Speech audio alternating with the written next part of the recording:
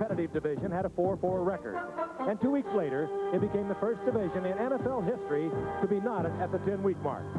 And going into tonight's game, it's the first time this season that all the teams in this division have different records. The AFC East is still totally up for grabs. And tonight, on Monday Night Football, Jets quarterback Ken O'Brien attempts to keep his team tied at the top, while Miami quarterback Dan Marino hopes that his success against the Jets continues and the Dolphins can remain in the race.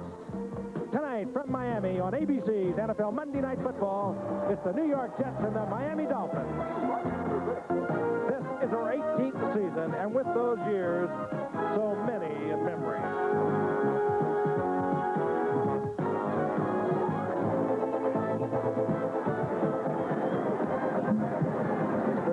Bradshaw firing, forget it. Dick Anderson is third and a touchdown. Touchdown.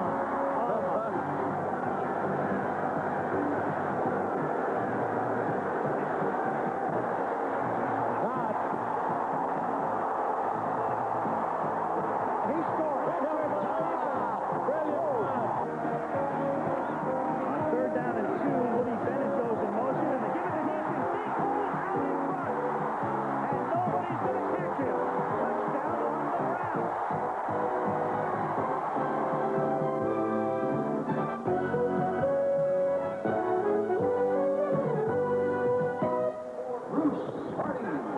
The moon is shining high overhead here in Florida.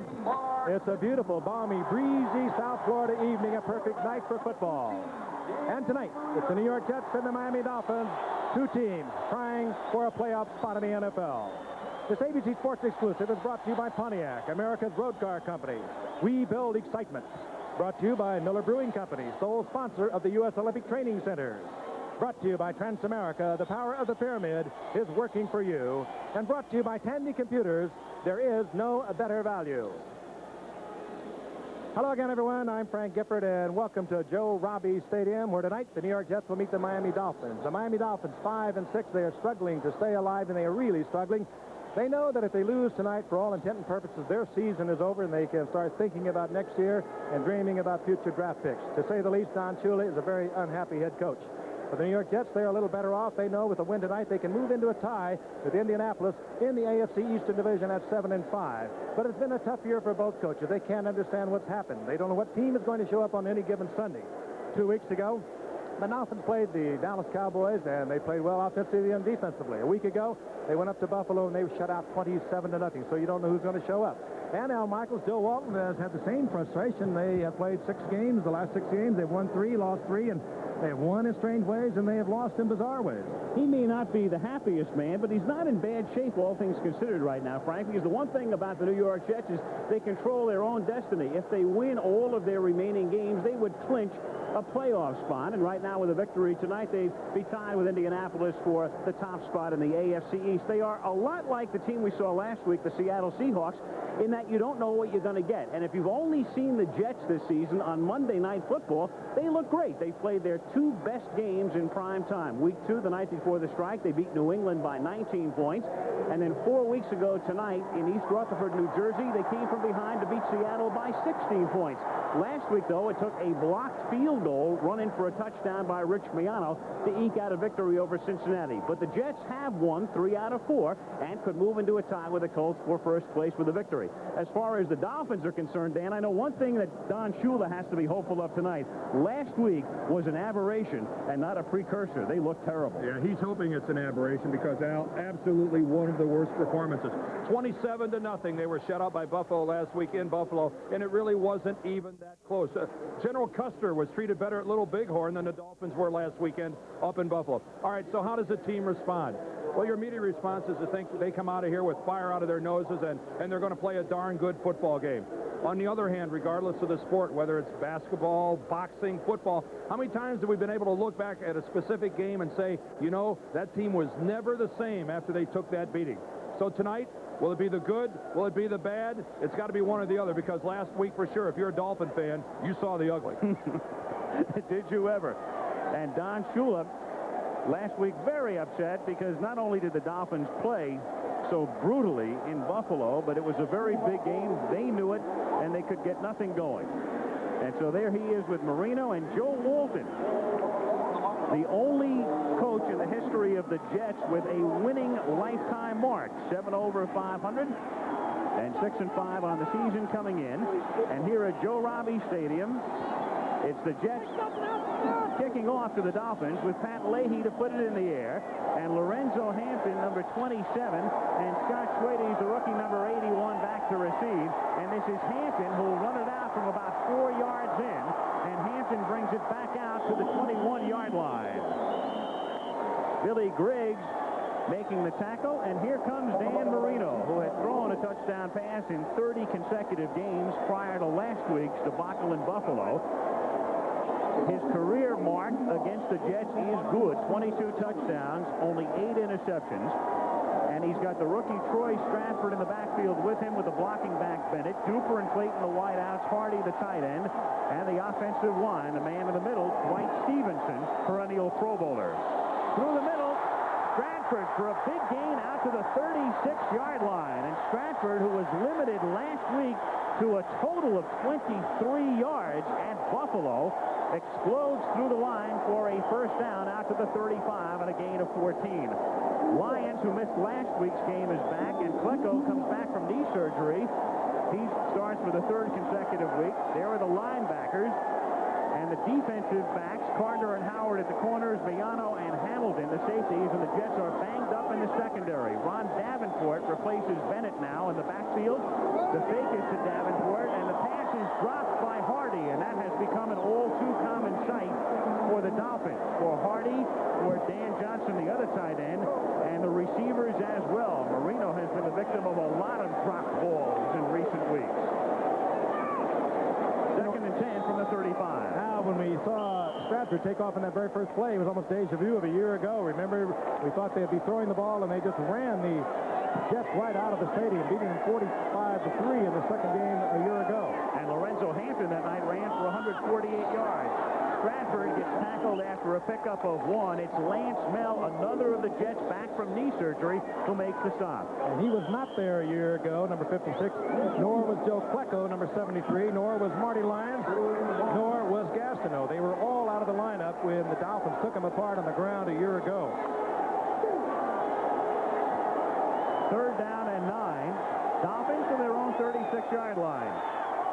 Gastineau comes in to pass rush, number 99 for the Jets, who had a big sack last week in the Cincinnati game. Marino out of the shotgun. And over the middle, wide open, Pruitt, first down at the 40-yard line. James Pruitt, the second-year wide receiver from Cal State Fullerton, with a lot of talent, but he's been erratic, picks up the first down. James Pruitt just lined up in the slot position. Really nothing fancy. He's just going to work down man coverage. A simple move to the inside, but here's the key. Watch that blue darter from Marino. Out of the shotgun formation, working against Russell Carter to the inside, and zap, there it is. A perfect throw that time from Dan Marino. Gain of 25. Dolphins with successive first downs, now at the 39-yard line, and it's Stratford inside the 35. And he gets to the 29-yard line. Tackled there by Lance Mel, and very close to a first down. You know, these guys are playing like a team who's been challenged by their head coach. If you know anything at all about Don Shula, you know this has been a miserable week to be a Dolphin football player. The press has been highly critical. The coach has been even more critical. And when we talked to him this morning, what did he tell us? We deserved it. I mean, he's got broad shoulders. Give him credit for that. Free play, 2nd and 1. They spotted at the 30-yard line. And Marino keeps it on the ground, giving it to Stratford, and he picks up the first down as he gains 7 to the 23-yard line. Mel and Crable in on the tackle. Oh, and at this moment, the Miami Dolphins offensive line, which was non-existent against Buffalo, they could do nothing up there. 23 yards rushing. They are opening big holes. They're blowing the Jets defensive line and linebackers right out of there. And Troy Stratford, we go back to that Dallas game, 169 yards, and he was what, held at 23 yards last week against Buffalo? Couldn't get his footing. And the thing to remember about those 23 yards, 14 of them came on one play. That was the little bighorn. From the 24 on 1st and 10.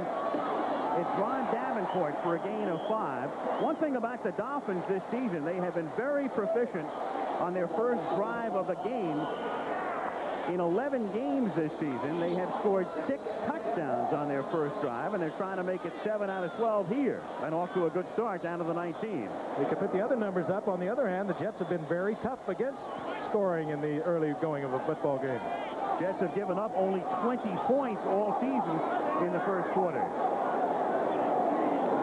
2nd and 6 from the 19-yard line. And Marino hitting the tight end. Hardy seeking the first down and has it as he gets to the 13-yard line. Stopped by Rich Miano. Just crossing underneath the wide receiver is Bruce Hardy, who struggled himself. He has had a lot of drops over the past few weeks. Not a good year for Bruce Hardy. Ordinarily a sure hand at tight end, but just a little crossing pattern. Breaks behind the wide receiver. Picked up by Alex Gordon, the rookie out of Cincinnati. He just couldn't stay with him. Well, it's really the perfect type of pattern for Hardy, Frank, because he really doesn't have the speed to challenge a secondary down the middle. If you're going to use him like Dan Marino did there, it's got to be on a short 7, 8, 10-yard route, a lot of times going towards the sideline. Davenport and Hanson are the running backs, and Davenport gets inside the 10, taken down at the 6-yard line, and it will be 2nd down and 3 as Kyle Clifton and Miano converge on the tackle. And they're destroying the interior part of that line. Well, if I'm Bud Carson and the New York Jets defensive coach, I don't even show my team the film of Miami playing Buffalo last week, because these guys aren't that bad. And this is a good example of what they do when they get down there, as we see Bud Carson. I wouldn't even have looked at the film, because you're going to get a distorted image of this offensive line. Last week was not the norm for the Miami Dolphins. 2nd down and 3. And it's Stratford taking it to the 4. Not only was Miami shut out last week, the Dolphins, if you can believe it, never got inside Buffalo's 24-yard line. And here they are at the Jet 4. And, you know, if you didn't watch the game, I think your natural assumption is that, oh, it was played in a blizzard or something like that. Now, granted, it was a windy day up in Buffalo, but we've all watched the tapes of that game. It was painful. It's one of the worst butt beatings I've ever seen. I mean, there's no other way to describe it. Absolutely not. 3rd and inches inside the 5. Stratford, he takes it to the 3 for a first down. This is what Joe Walton had in mind to do to Miami. Move the ball on the ground, keep the offensive team of Marino off the field, and they have taken a card away from Joe, and they are doing exactly what he would like to do, and they've run off, what, 6 minutes almost? Close to it already. They did not give him as much forward progress as it appeared with the naked eye. I thought it was a first down easily, and they're going to have to measure now as they spotted closer to the 4 than the 3. And he does not have it. You notice how they rocked the football forward there. You don't get to do that, though, to make contact with the chain. Oh, decision time. You're 5 and 6 is when you've got to win. You're moving the ball on the ground. You're blowing out the defensive line. You got to go for it here. No doubt about it. And that's exactly what they're going to do. And this is a little bit of a character test for that rebuilt defense of the Jets. With Bucko in there, Marty Lyons alive and healthy. Will Marino keep it on 4th and inches? He has Davenport and Hanson behind him as he asks for quiet. How often do you see the quarterback not get the spot on a quarterback sneak on a play that short? And his movement in the interior. Before he hands the ball off, the play was whistled dead before Hampton moved through the line. Jets, of course, indicating that they were drawn off. You see that, but they were doing it in unison. So now the Dolphins say it's going to work against the Jets, and this will be made easy. Bob Frederick is the referee. Encroachment on the defense, number 94, and will be half the distance for the first down. Scott Mercero. And you can get a good look at it inside. Watch this defensive front of the Dolphins. For the Jets, nobody from Miami moves. See the surge clearly before the snap of the football. That you see Dan kind of drop back when he wanted to snap, but that was after the Jets were across the line. 1st and goal now. The Dolphins with 5 first downs on this drive, and it's Marino off the great play fake touchdown, Dan Johnson.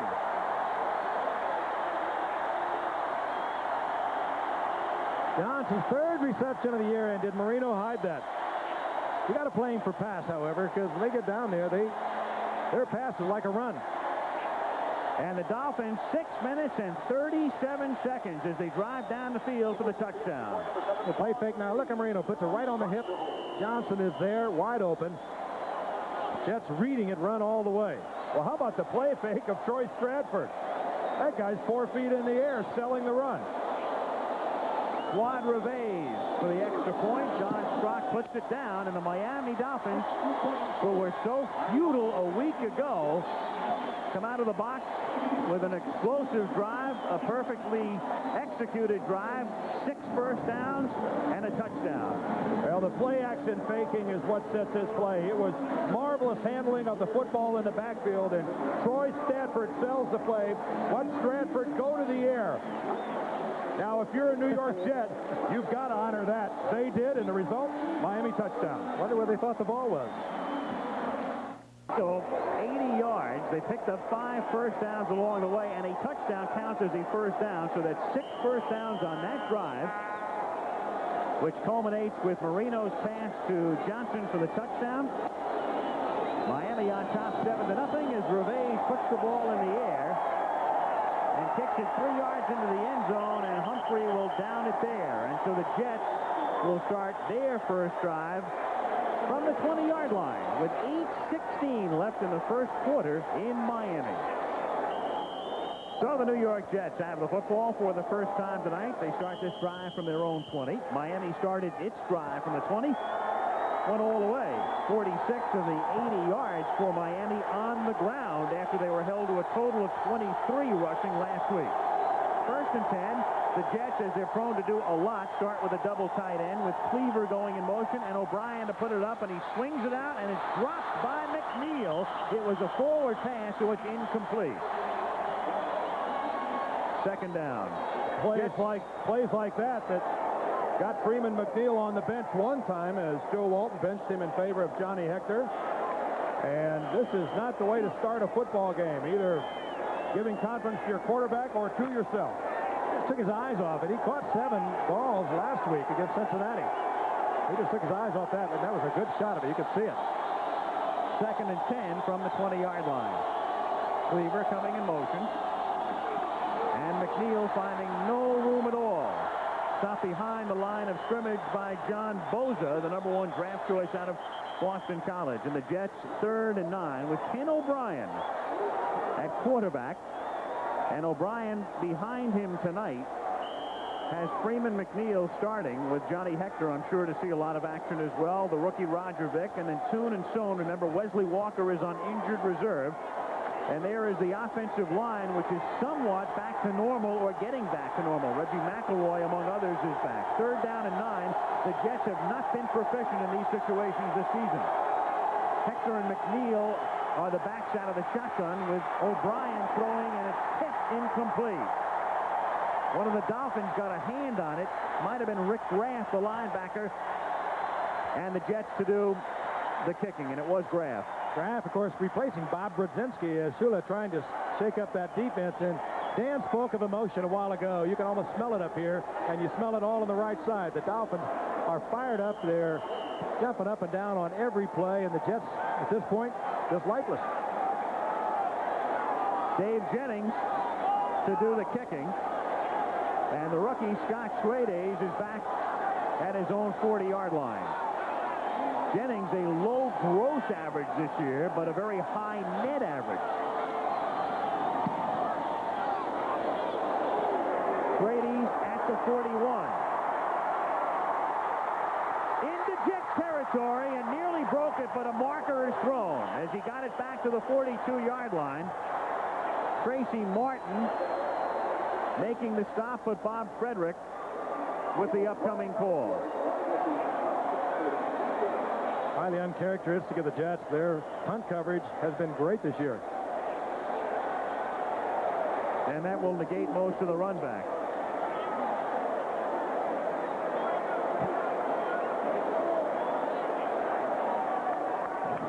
Offensive holding on the kick return team, number 52. It will be a first down and 10. Scott Nicholas is the man charged with the penalty, and so that pushes Miami back to its own 40. On the punt return, this is Scott Nicholas blocking on Ken Rose. When they get right here, watch his right arm. Watch him hook his jersey right there. You see how he has a hold of it? That official downfield spotted it and called the hold.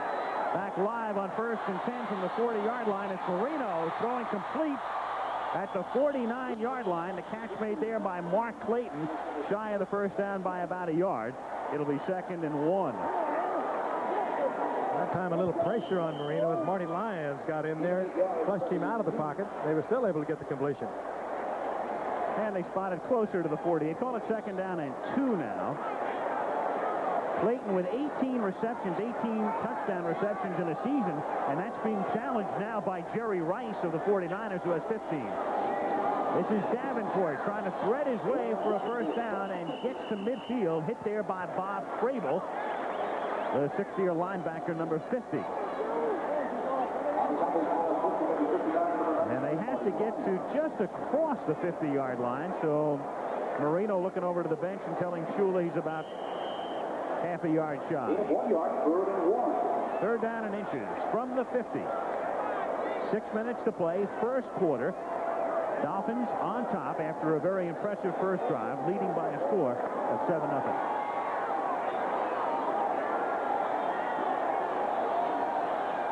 Bennett and Hanson are the running backs with a double tight end set, and Marino on 3rd and 1 has it tipped and incomplete.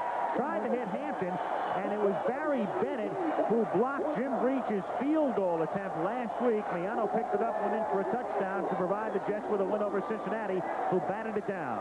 Yeah, that's good defense because the Dolphins have the Jets thinking run all the way. They were so successful on that first drive, and they were able to play the run on that run fake and also come up with a good defensive play against the pass. Jojo Townsell, that long of 91 yards came in the Monday night game against Seattle. Reggie Roby to do the kicking. And it's a low line drive kick. Townsell fields at the 21-yard line and brings it back out to the 30. So only a 20-yard net after the run back, and the Jets take over at the 30-yard line. Renee Thompson making the tackle. We talked about Jerry Rice, and we'll see him next week. And what a matchup. The two teams with the best records in the National Football League, each 10-2. The Chicago Bears coming off their thrilling win last night at Minnesota against the San Francisco 49ers, who beat Green Bay yesterday. Next Monday night from Candlestick Park. What a year Montana's having. 1st and 10, Jets from their own 31-yard line. And it's Roger Vick. Stop near the line of scrimmage at the 30-yard line, and it's John Bosa, who's been taking some heat. He's the #1 draft choice, was a holdout, signed late, and they're making a big issue over the fact that he does not have a sack this season. Although that's something that's really not bothering Don Shula. He says, I know that's the type of thing that's going to come. There's John Offerdahl, and that is how you take on a blocker, as he just puts the hurt to Jim Sweeney, the left tackle, and in on the play as well. But the disruption initially came from John Bosa. Good 2-3 yards in the backfield. 2nd and 11.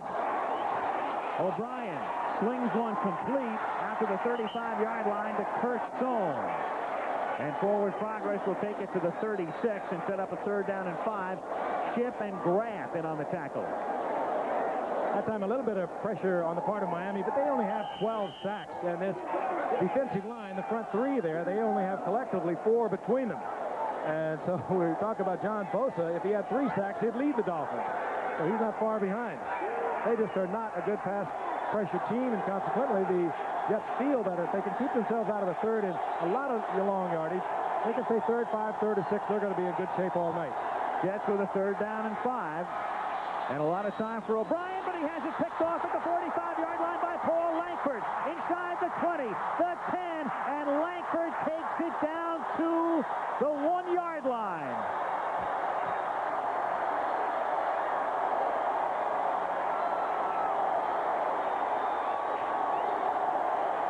O'Brien tried to squeeze it in between defenders. No chance at all. Yeah, Langford was lined up on the man to the inside.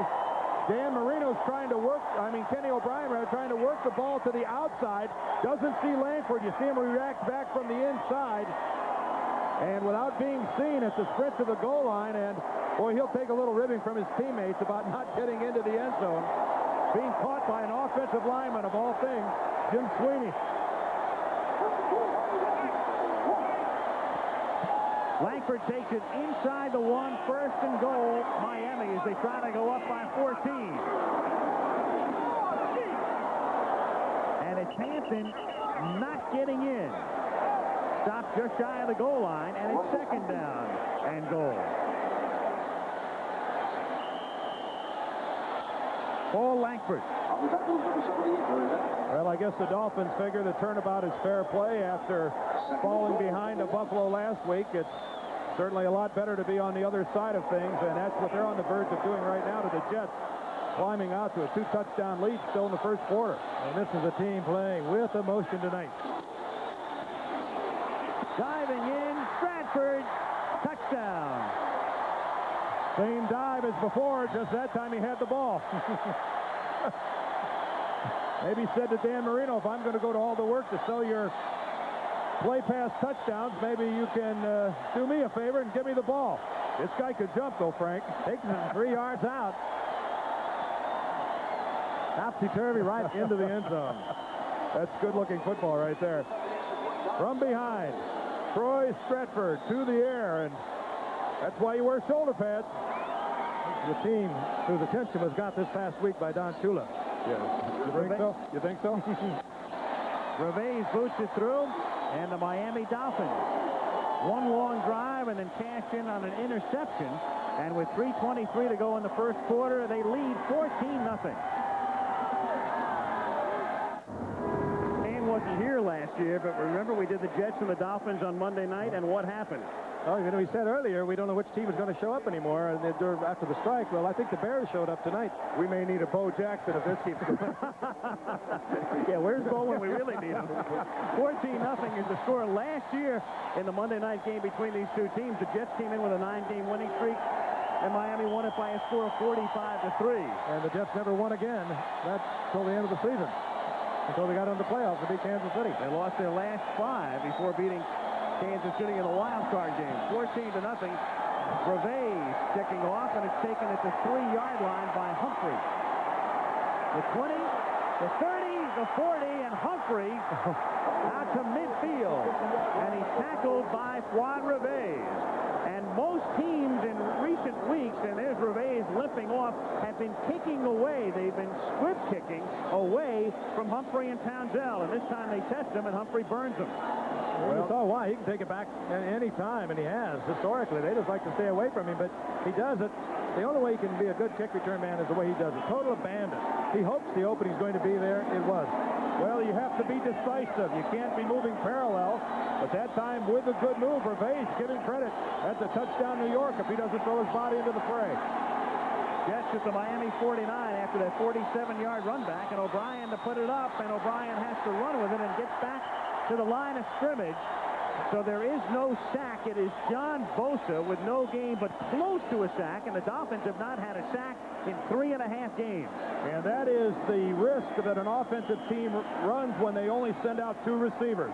That time they tested Judson and Langford, and what happened is Kenny O'Brien had absolutely nowhere to go. Both the outside receivers are covered. He does a smart thing, Frank, and try to get back to the line of scrimmage. You're right. You protect the quarterback. A good coverage job by Judson on Altoon. That's where O'Brien wanted to go, and Judson was all over him. At the 49, and this has the look of a replay situation. Well, what could they possibly be replaying? There's no play that... Bob Frederick is the referee. It was an erroneous buzz. From instant replay officials, we will continue. The old erroneous buzz. New terminology. Every week we break new ground. You see the guy in the replay booth go to the phone. What are you putting us on camera for? Sounds like a new drug. Hey, by the way, on that last play, since it was a half-yard loss, it goes into the book as a sack for Bosa. He finally gets one. So it's 2nd and 10.5, and this is Hector going nowhere. Stopped by Bosa. So the #1 draft choice out of Boston College having a real hot quarter. Well, John Bosa just lines up. This is him right here. Watch him just get upfield. Nothing simple. I mean, nothing fancy about this at all. The inside move, and If you're blocking him, Joe Fields, the left guard, you've got to do a little better than that. You want to take your man to the inside, but you can't allow that much penetration. John Boza coming to life here in front of the hometown folks. 3rd down and 13 from the 48-yard line. O'Brien throws, and too high through the hands of Al Toon. And so the Jets have squandered a good run back by Humphrey. Can't pick up the first down, forced to punt. Well, you look at Joe Wall, he has got to be upset. It's been his concern all year long. Let's take a look again. It's Boza. Once again, now they put 2 people on him. It's still the big man, the rookie from Boston College, just bullying in there as he works against Bingham and Fields. But this is a very erratic football team at the moment. And the throw here was high. Al Toon had the first down distance. Working that time against William Judson, who gave him a big cushion. If that throw is anywhere within range, the Jets pick up a first down and keep this drive moving. Brady stands back at the 10. Dave Jennings to punt in a swirling wind. Fielded right at the 10, and no blocking, and he's buried right there. Brady's taken down by Marion Barber and Nu'u Fa'aola. Miami on top by a score of 14-0. You know, it's funny, we mentioned before, they've made a big issue here in the media about the fact Boza has not had a sack. He gets that sack, but I'm sure the crowd is not even aware of it on that half-yard loss by O'Brien as he started to run. Well, I guess it's a case of 1 sack does not a season make, but still, as Don Shula was telling us, he's not the least bit concerned about John Boza and his ability to be a steady player for the Dolphins for a lot of years. Miami from the 10-yard line. Stratford, big hole, exploits it for a first down and a lot more out of bounds at the 31-yard line. And the Dolphins look like the old Dolphins. This is against a defensive team that the Jets wanted in there to begin with. Let's take a look at the line. That's Flecko, number 73. And look at them move backward. Barry Bennett, number 78, just obliterated on the play. And then Carl Howard misses the tackle in the open field on Stratford. And Miami is, I guess we're going to give Miami a lot of credit for playing well, but defensively, especially here, the New York Jets aren't doing a thing. Lions back in the lineup. Flecko's in there, as we mentioned. Lance Mel is back in there, hurting in the secondary, but they're being beat up front. Now the Dolphins send Stratford out to the right as a wide receiver on 1st and 10 from the 31. Marino has all the time in the world, and over the middle he hits Clayton. And Clayton takes the ball down to the 35-yard line. Tackled by Harry Hamilton. And the Dolphins are just shredding the Jets. This had to happen sooner or later. The secondary is really hurting. Many changes back there. Mark Clayton is lining up in the slot. He's going to work upfield into the zone coverage, make his break to the inside. And again, Dan Marino, maybe the most decisive quarterback in the game. Clayton with his break to the inside, but the ball thrown before the break.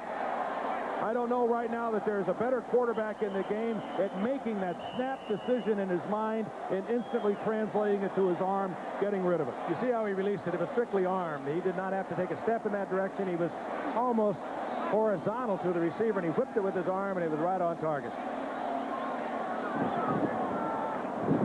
Take the 30-second clock back to 30. Clock back to 30. 30-second clock restarts with 40 seconds to play in the period. That's Mel trying to knock Clayton off. Now Clayton working against his own, sets up in there. At that point, Marino just rifled it in over the linebackers in front of the secondary. First down, Miami. At the 34-yard line in the waning seconds of the first quarter, Miami on top 14-0. Stratford on a sweep, but nothing develops, and he's knocked down back at the 42-yard line. Tackled by Alex Gordon, the rookie out of Cincinnati, on what will be the final play of the period. Last week in the entire game, the Dolphins had 13 first downs as they were shut out by Buffalo. Tonight, the Dolphins have 9 first downs in the first quarter alone. And the Jets all season had allowed 20 points in the first period. They give up 2 touchdowns tonight, and we'll start the second period with Miami leading 14-0. Back after this message. Not all blitzing is on third and long situations. Here's a great illustration of a run blitz by the Jets. Here's Marty Lyons. Watch him go to the outside. Alex Gordon is going to loop behind him and come upfield, and that's why he's so wide open to make that play in the backfield against Troy Stratford. Keep in mind, this is first down. This is a run blitz all the way to play the running attack, and look how well it worked this time for the Jets, getting the play in the backfield for a 5-yard loss. Exceptionally well for Alex Gordon, who played a lot of down linemen at the University of Cincinnati and does a lot of down line work for the Jets. They had that call. You just had to kind of wonder, Dan, maybe when they saw that motion from viewing the tapes, maybe they even automatics into it. Well, I'd send Alex Gordon into the middle of things anytime I felt like it. I mean, the guy's a linebacker, but he's 6'5" and 245. I mean, he's not your average size outside linebacker. And coming back to his home state, he's a native of Jacksonville. Okay, quiz time. Who's winning? The Indians. Custer's in deep trouble. He's down to his last troops, I can tell you that. 138-2. Well, we may be seeing our first sub-10-yard offensive performance by the Jets if this continues. You're going to see a lot of smoke coming out of Joe Walton's ears, not to mention Bud Carson. As we start the second quarter, Miami on top 14-0. Dolphins at the Jet 40-yard line. Second down, 15. Marino off to a hot start, and so is Stratford, who's picked up 51 yards on the ground thus far.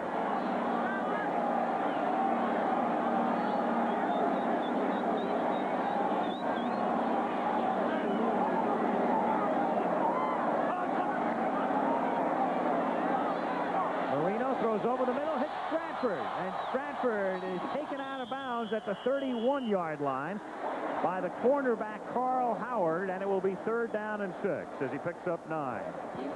You know, it's the Jets that time giving the Dolphins a look of like there were 5 defensive linemen in the game. They play their 4 guys down across the front, and then Alex Gordon gets down to the outside, and a lot of times that can confuse an offensive team whether to treat him as a linebacker or a defensive end. Who blocks him, a tackle or a running back? Good look, too, at Pleco and Gastineau in the deal. Pleco to the outside and Gastineau swinging in the inside, trying to use Gastineau's speed. Third and 6 from the 31 out of the shotgun. Jim Jensen is in there next to Marino. And Jensen stays in to block. Marino throws, has the first down, hits Clayton at the 21-yard line. He fumbles the ball, and the play is whistled dead, though, at the 20-yard line. Stratford picked it up and took it down to the 11, but it's whistled dead at the 21st down. And that means there'll be no replay. If the official spots the ball down, blows the whistle, even if it was a fumble, even if that ball did come loose, that's it. No replay. Little crossing pattern, and it was Clayton taking it deep, and a good pickup by that offensive line. The blitz was on by the Jets. They were able to pick it up, and there is the extra yard. And Stratford all over the football field. It's funny, Clayton had the look of a guy trying to pick up the first down when actually he was 5 yards in front. He might have thought he had to get it across the 20 when in fact he only had to get inside the 25. He had that sort of a move. Yeah, you're exactly right. That's it. From the 19-yard line, it's Marino going for the end zone, too high, intended for Dan Johnson, who caught the earlier touchdown pass. Rich Miano covering. That's the only way that Dan Marino can throw that ball. It's zone coverage. He's got a man short. He's got a man deep. He's got to put an arc and drop it over the top. So if you're any way with this ball but perfect, you've got to be long. Make your guy jump for it. Johnson has to go up in the air. The ball's a little overthrown, but you saw Lance Mel there short. How's Dan Marino going to throw it any other place? Well, that super slow-mo, we needed John Facenda to narrate that one. I almost ran out of air by the time the ball got there. Second down and 10. Stratford reverses his direction and takes the ball down to the 11-yard line, tackled by the safety, Harry Hamilton. Oh, what a find Stratford was. 4th-round draft pick out of Boston College. Came in tonight, the leading rusher, leading receiver. He hasn't hurt that whatsoever. Well, Troy Stratford, Frank, is actually 2 stories in one. One is what a find he is, being a 4th-round draft choice, carrying the ball for the Miami Dolphins. But at the same time, it's Lorenzo Hampton, their number 1 draft choice of a couple of years ago, that isn't playing. Almost relegated to special teams, running back kickoff. He was the big man a year ago, Al, in the 45-3 win. Third down and 1. And moving through the middle again is Stratford, and he takes the ball down to the 9-yard line and should have the first down. Miano in on the tackle, and Carson can only shake his head. Try to get them together. More intensity, you would guess. Little talk about Bud Carson this past week about the possibility that he might be going to North Carolina. He's an alumnus of North Carolina, where he played defensive back there several years ago, many years ago, as a matter of fact. But one of the fine defensive coaches around, took 2 Steelers defensive units to the Super Bowls in the 70s, and could be that he's having active conversations with the University of North Carolina on that job vacated by Dick Crum. This keeps up. He could leave before the half. First and goal from the 8. Davenport down to the 5 to make it second and goal. Carl Howard comes up to make the tackle. Ron Davenport with 13 touchdowns in his rookie season. Decent receiver. Of late, though, in the last couple of weeks, they've been utilizing Woody Bennett, their longtime fullback, more and more. Bennett's more of the blocking back sort.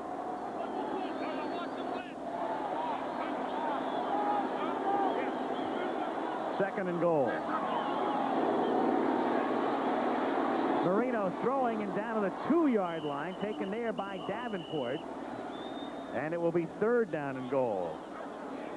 I think his primary receiver that time was Dan Johnson, the tight end, who was working a route into the end zone.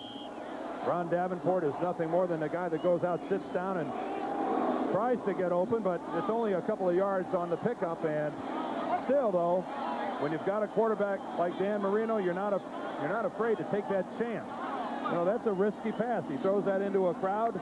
Davenport's able to hold on to it, but you know, you really have to say, is the gain worth the risk throwing down there near the goal line? And it's third down and goal, and the Jets take a timeout. The Jets were waiting to see which alignment the Dolphins were going to use, and the Dolphins sent in their passing set with Jensen as the blocking back, and then the Jets came in late with Gastineau and the others for the pass rush and didn't feel comfortable defensively, and so the Jets take a timeout before the Dolphins come up with third and goal. I think the Jets only had 10 men on the field. Could be.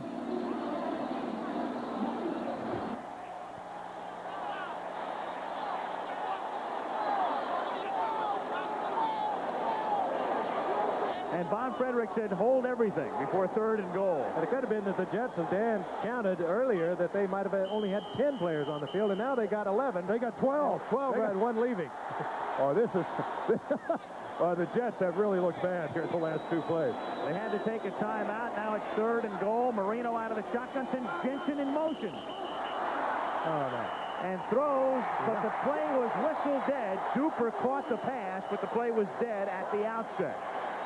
No touchdown. Yeah, the whistles were blowing before the plays even run. Mark knows it. Look at him laugh. Well, there's contact made in the middle, and the whistles will blow with that contact. Could have been Klecko. Klecko was across the line. Was he drawn? We'll find out.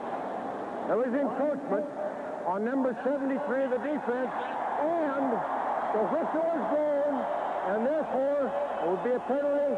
There was no play, and there will be a 5-yard penalty, a half the distance penalty. Can't miss him. Here's Joe Klecko. The motion, for some reason, seems to confuse him. I don't know if he loses concentration when he loses sight of Dan Marino, but the big bark by Dan draws Joe clear across the ball. No doubt of that one. Changes everything, too, because now it's going to be third down goal to go, and the ball at the 1-yard line. And you can think run, you can think over the top with Stratford, and again, there's a tremendous change, like a fire drill going on out there as the personnel changes, but this could be either pass or run, or play pass. The Dolphins have their running set in here. And the Jets just ran 7 men onto the field. Double tight end set up with 2 backs on third and goal from the 1. Stratford tries to burrow his way in. Touchdown. He's in there.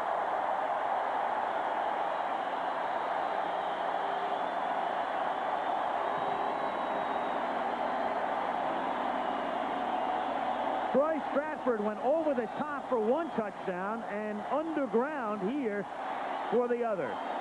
You just completely lose sight of Stratford. He gets the lead block from Ron Davenport. Good blocking on the left side by John Giesler. And just there you could see the football as it got across the goal line. No sight of Troy Stratford. We could only see the ball from that angle. Here from above. Good.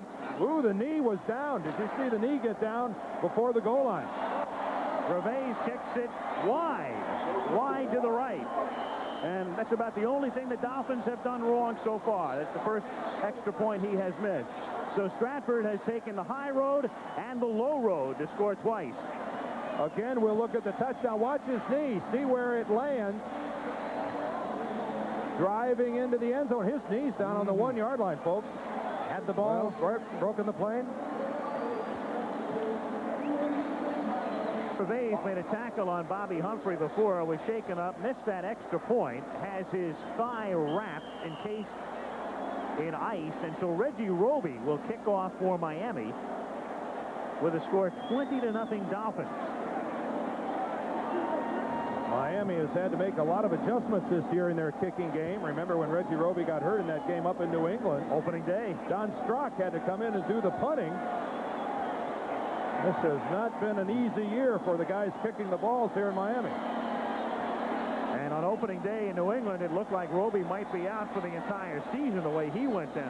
But he spent some time on IR and came off the list. His kickoff here is taken at the 18-yard line and run back only to the 21 by Nu'u Fa'aola. So the score, 20-0 in favor of the Dolphins here in the second quarter. And this ABC Sports exclusive is being brought to you by Mercedes-Benz, engineered like no other car in the world. And the Dolphins looking very much like a well-tuned Mercedes thus far. By any chance, did you happen to notice Reggie Roby look at his watch when he was jogging off the field right there? The guy wears his wristwatch while he plays. From the 21-yard line, Johnny Hector is pushed back by Offerdahl and Bosa, providing the assist. Offerdahl, good-looking rookie last year out of Western Michigan. He was the number 2 draft choice, and that was the highest choice Miami had, and wound up in the Pro Bowl. And he played great. Missed a few weeks earlier with a torn bicep on IR, but he's come back, and he really is the heart of that defensive unit. And, of course, they expect great things from John Bosa. John Bosa looked good tonight, both of them playing on that right side. Jets apparently going right back to what they would have liked to start it tonight with, trying to get something happening, even at 20, being down 20-0. Second down and 8, and O'Brien off the play fake, swings it out, and it's Roger Vick with a big gain out to the 46-yard line. Stopped by Glenn Blackwood. And so the Jets have it out near midfield. Roger Vick, the number 1 draft choice, and he's been very inconsistent, but has looked better of late. Had his best game last week against Cincinnati. And that time a mistake in coverage by the Miami Dolphins. I think Jackie Shipp, the inside linebacker, should have had coverage on Roger Vick. You see him get in there on the play late, but when Roger was out into the flat, there wasn't a Dolphin within 5 yards of it. 23-yard gain out to the 46-yard line. Back on the ground with Hector squirting to the 49-yard line. Stopped by Brian Sochet, and a marker is down. One problem for the Jets, too, is Bob Frederick gets the call, and he'll give it to us in a second. They're missing their big play guy. Wesley Walker is a guy who's killed the Dolphins in the past, and this penalty will go against the Jets. So they're down by 20, and no Wesley Walker. It does change the complexion, too, and being so much better as a control and a possession type of receiver. He is the big man now that they have to consider on deep. Here's Bob Frederick. Illegal formation on the offense, and the down will be replayed. Here's the illegal formation, folks. Somebody has to be on the line of scrimmage. All 3 of these receivers are off the ball. One of them has to be up here on the line of scrimmage to cover up that tackle, or else that tackle was an eligible receiver on the play. So they had 6 men on the line of scrimmage and 5 in the backfield, in essence, as Hector takes the ball out to the 44-yard line. It's a rescue run, and occasionally you get caught. Not very often for the Jets, and they probably use as many formations as anyone in football. But getting back to Wesley Walker, that 51-45 win up in Shea Stadium, or the Giants Stadium a year ago, Wesley Walker had 6 receptions, 194 yards, and he makes a major difference when he's not in there. 2nd and 11 from the 44. O'Brien pressured, throws complete to Hector, And Heckler is taken down at the 49-yard line by Lippert Hobley, and that's how Offerdahl put the pressure on Ken O'Brien. Well, both of the Dolphin inside linebackers blitzed on that play. A good look here at John Offerdahl all by himself. You saw Ship draw the block, and John comes clean, and, you know, you really have to qualify that as a mistake by a linebacker. When you come in that clean, you get a shot at the quarterback. To allow him to get rid of the football is something that John Offerdahl right now is not very pleased about. 7:50 to play, first half. 20-0 Miami. Dolphins were a 4 to 5 point pick. Third down and 8 from the 48. O'Brien steps up, throws, and it's caught at the 40 by Sohn for a first down. Glenn Blackwood covering on the play. Blackwood has moved from strong safety to free safety in the absence of Bud Brown.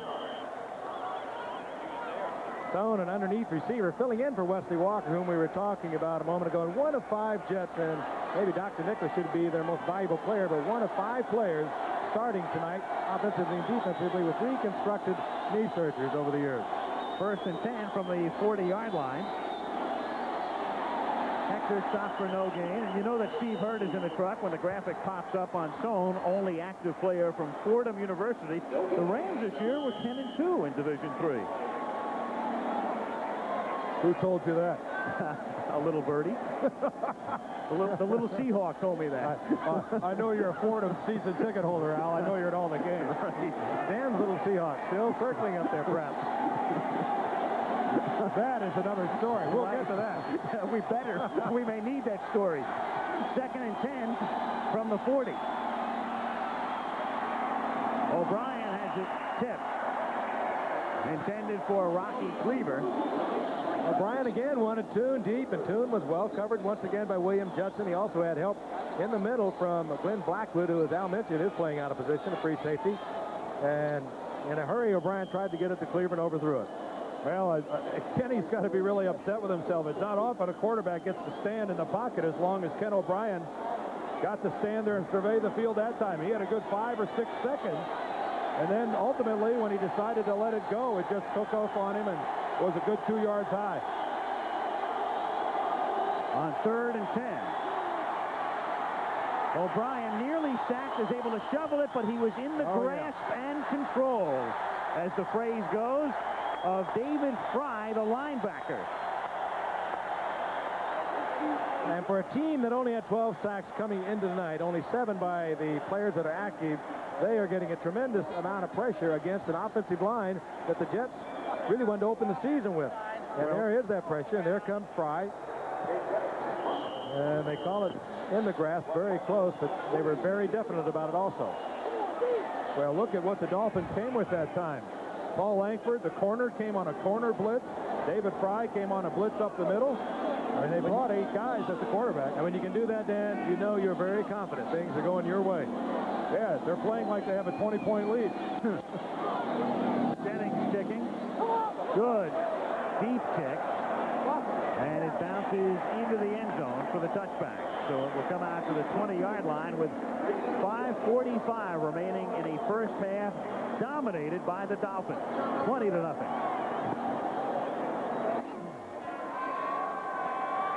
They're winning. Our lineup this Saturday for you at 2 Eastern time. Mercedes-Benz presents the 1987 College Football All-America team. And then following that, college basketball, you'll see either St. John's taking on UCLA or Maryland against LSU at 2:30 Eastern, followed at 4:30 Eastern Saturday from Cuba. The United States against Cuba in amateur boxing. Our Saturday sports lineup here on ABC. Al Michaels with Frank Gifford, Dan Dierdorf at Joe Robbie Stadium in Miami. 20-0. The Dolphins on top, and they have a first and 10 at their own 20-yard line. Dan Marino to the air with a lot of time, and over the middle to the tight end, Dan Johnson, out to the 41-yard line. A gain of 21 for the man who caught Marino's first touchdown pass. And this time the Jets are just sitting back in the zone, and Miami, they've got different routes. The receivers break them off, whether it's zone or man-to-man, and I mean, this is the type of a passing attack that's tough to sit back, Frank, in that zone, and look what Miami's done with it. And if you sit back there and don't pressure Marino, he's going to do just that to you. Give him time, and he'll be heading for a 300 or 400-yard night. 1st and 10 at the 41-yard line. And it's Tony Nathan in motion as Stratford takes the pitch and gets knocked down as Howard comes up from the corner to knock him down for the loss. Interesting about Carl Howard, he was around 4 years and only made 3 starts over those 4 years until this year, and he started 3 of the last 4 games in a very beat-up Jet secondary. Russell Carter moved over in the left corner, replaced Jerry Holmes. Kerry Glynn went on IR this past week. They've got 4 regulars out of there. They started 7 different defensive backs this year. That's very tough when you're playing against somebody like Marino. And they're also missing the safety Lester Lyles on injured reserve. On 2nd down and 14, Marino rolling and then throwing to the sideline, and it's caught at the 49-yard line by Bruce Hardy, the other tight end. Alex Gordon with the coverage. Is that a good-looking play with Dan Marino on the designed rollout all the way? His entire offensive line floats with him. Woody Bennett out front. Watch the entire line. This group right here, watch how they all end up over here as Dan Marino comes on the roll. I mean, you talk about a floating pocket. His entire line is going to work its way along the line of scrimmage and get out in front of the Dolphin quarterback. Look at that armada in front of Dan Marino. And there was no other arm in the game like that. He's doing a little John Elway imitation there. 3rd down and 2 from the 50. Stratford takes the inside handoff, escapes Gastineau, comes back the other way for the 1st down inside the 40 to the 30-yard line. Gastineau couldn't bring him down. He would have stopped him for about a 5-yard loss, and instead another big play for the Dolphins. And the hard luck season of Mark Gastineau may be really exemplified by this one play. I mean, he has Stratford all wrapped up. For some reason, the little guy doesn't go down. He's only 5'9". Pretty good leg strength, fighting off Gastineau and turning it into a big play. It's getting better for Gastineau, but he still does not have the great agility. The man who was really stunned was Dan Marino. He was out in front of this. Bottom of your screen, thought about blocking, thought better of it, and Don Shula breathed a sigh of relief when he didn't. Good tackle that time by right guard Tom Toth. Over the middle and wide open on 1st down is Ron Davenport, the fullback, taking it to the 20-yard line. This is called pick them apart. They're doing just about anything and everything they want. Everything seems to be working for them. They fumble the football. It fumbles right into their hands. They get a broken play. Stratford turns it into a big gainer. And when you're hot, you're hot. When you're playing with emotion, that's how it works. Speaking of a man with a great deal of emotion, when we talked to Joe Walton, he sure was quick to point out about the possibilities of a wild card team coming out of the AFC East this year. He was a little upset that a lot of the media just assumed that the wild card teams were going to come from the West and maybe someone from the Central, and what we're calling it the AFC least. He didn't like that at all. He was pacing the sidelines. He's upset. Interesting stories, as there are so many of them in pro football. In 1957, he was Don Shula's roommate with the Washington Redskins. Came up, top draft picks in the Pittsburgh Panthers, and here's Don Shula. He was there as a cornerback. They tried Joe Walton as a cornerback initially, and then he moved to tight end, and later, of course, played for the Giants. But at the beginning of Joe Walton's career, he roomed with Don Shula. 2nd and inches at the 21-yard line.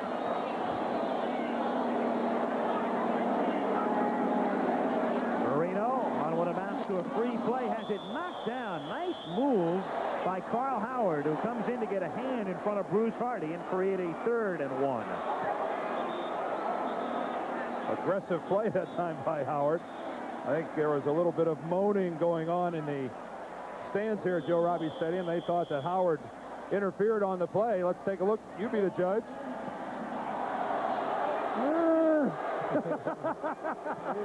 did get around there a little bit. You be the judge. That's called aggressive. Let's leave it at that. 2-minute warning in Miami. What an auspicious beginning for the Miami Dolphin franchise. Their first game ever, 1966. They met the then Oakland Raiders at the Orange Bowl. The opening kickoff of the game, Joe Auer took it at the 5-yard line, and the native of nearby Coral Gables was able to run it in, just barely getting in, as he opens the game with a touchdown. And at that time, one of the partners in the franchise was Danny Thomas in 1966, but Oakland went on to win the game 23-14.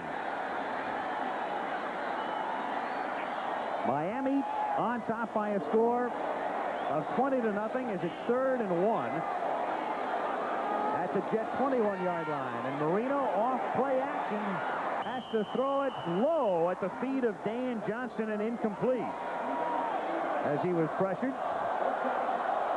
Pressure that time coming from the linebacker Gordon. And a good look at Dan Marino right there telling Dan Johnson, come back to me. Come back. You got to come back and help me out. That's a good call also. They've been running the football, and they know the Jets have to think pass. Good defensive play by the Jets, and Don Shula had already decided he was going to go on 4th down if they did not get the completion, and that's exactly what they're going to do, leading 20-0. And also Reveiz is hurt, so it makes his decision that much easier. Comes academic. 4th down and 1 from the 21.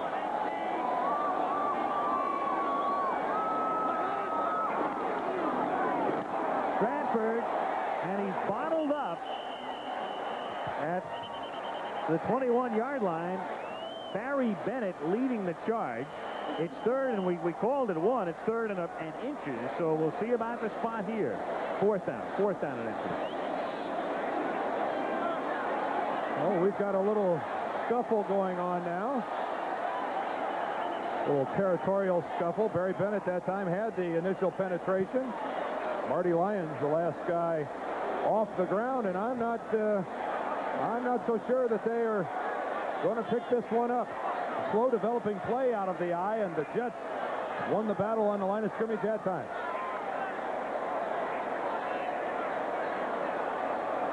Ooh, they did get it. They have it. Troy Stratford picked in the 4th round. He was the 99th player selected in the draft out of Boston College. And there he is, 2 touchdowns tonight, and picks up the 1st down here.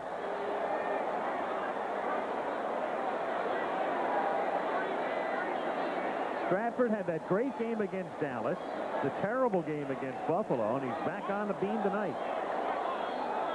This average is going to be just fine.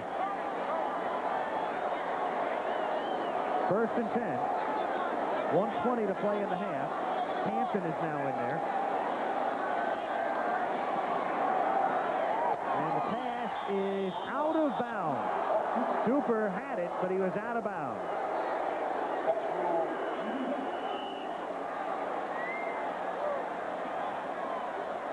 And another look from behind the play, but look at the pass protection. The New York Jets in their vaunted sack exchange. A good look there as the left foot was out of bounds. We've got an injured player down on the field. I don't think we have this player ID'd yet. No, not yet. We won't dare speculate till we're sure who it is. And is that 56? Is that Lance Mel?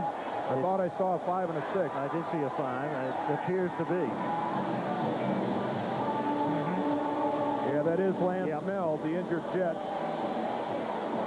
And one of those we've already passed along how he's battled his way back from reconstructive knee surgery. And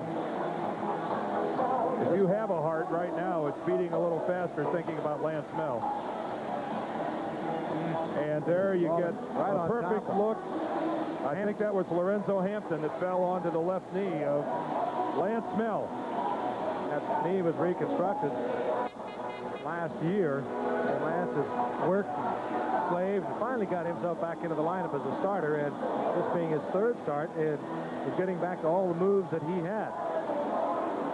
The only thing we can hope is that he was wearing a protective brace, which so many players in the National Football League and the NCAA do now. They wear, even on the high school level, and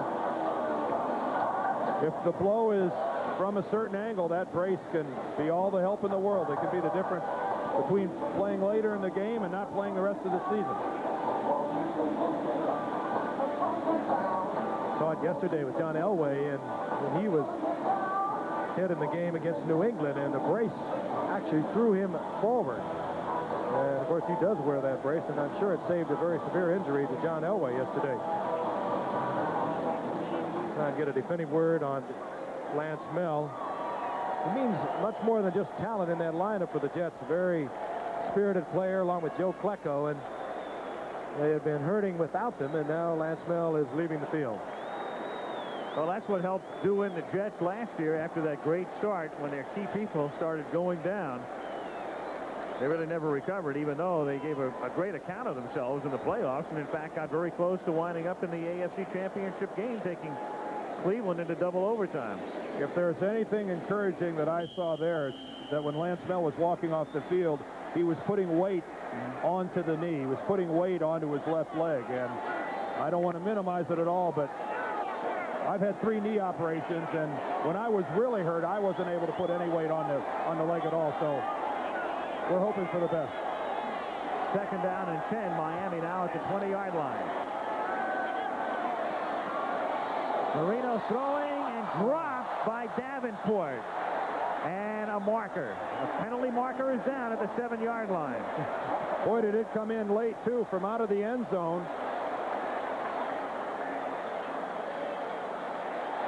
And I guess it figures.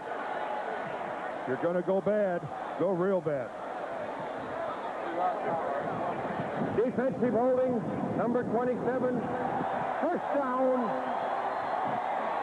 Well, that's Russell Carter, and he's working that time against Mark Clayton. Well, here it is on the ISO.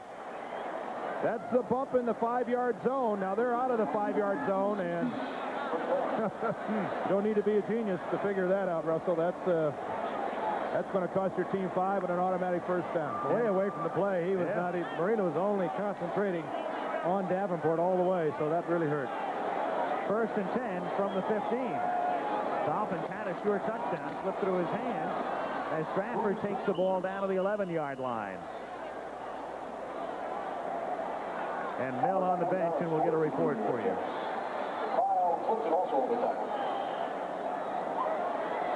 All I can tell you is that to fight your way back, the year and a half that you're out of the game, to fight your way back, it all floods through your mind while you're being wheeled off. On 2nd and 7, it's Davenport who takes the ball down to the 6-yard line and close to a first down. He appears to be about a half-yard shy. You know, Dan, I don't think people can realize how lonely that life is of rehabilitation. You're talking about not 2 months, 3 months. You're talking 6 months, sometimes even a year, and you are all alone with your dreams, your thoughts. Will I ever? Can I ever? You're in that training room all by yourself. You normally don't go to meetings with the rest of the team. They leave on Saturday to go to the games. You go home to stay home with your wife and kids. After the games, they share in the fun of winning. You don't normally even go because you weren't a part of it, and you talk about being on the outside looking in. You can sympathize with a Lance Mel as he goes up the tunnel to be looked at further by the doctors of the Jets. Miami has taken a timeout with 32 seconds left in the half. And coming up at halftime, look at Vinny Testaverde, the #1 choice in last spring's draft. And we'll clarify the NFC playoff picture for you. Bob Greasy will be joining us as well at halftime. Dolphins have 2 timeouts remaining. They have a 3rd down and inches at the 6-yard line. Miami on top 20-0. A thoroughly dominant first half for the Dolphins. And Marino throwing too high. And a marker.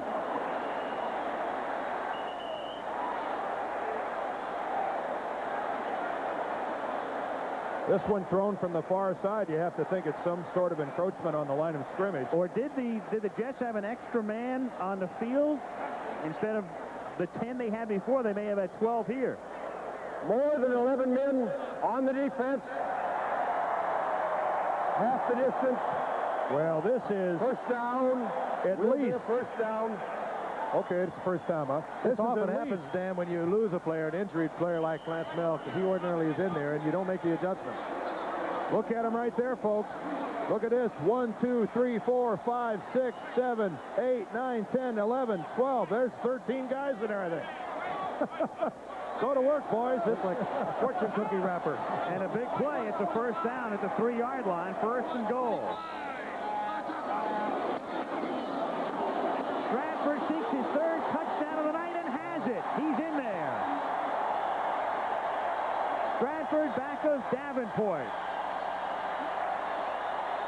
He got a good block from Davenport, and he did break the play before he was hammered out of the end zone. And this young man is running tough tonight. You don't have to stay in the end zone. You just have to get there. Here's our view from right on the goal line. Corey Stratford behind the good lead blocking. Look at that solid blocking, but from a yard and a half out, he has to do it on his own.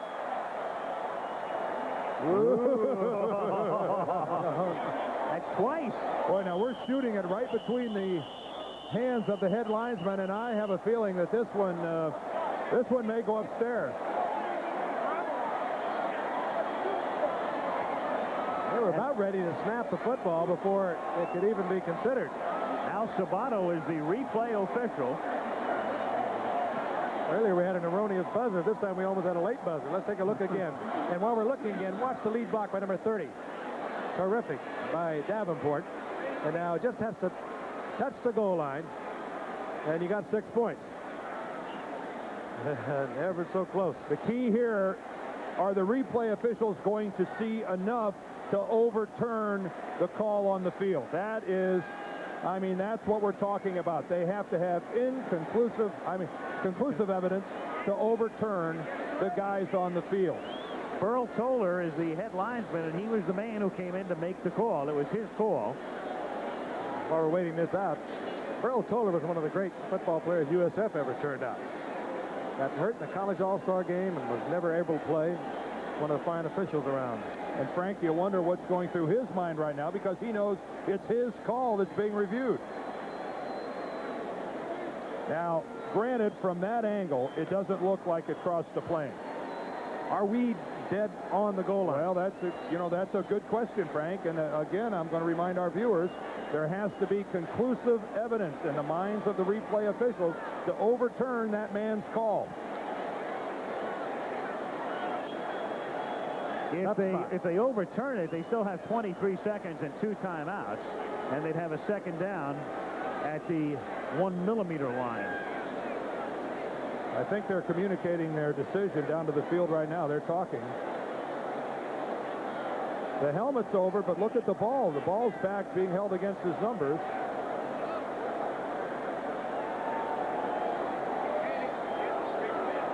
And they may be having a communication problem, because now they're going to come over to the Miami bench and pick up a phone.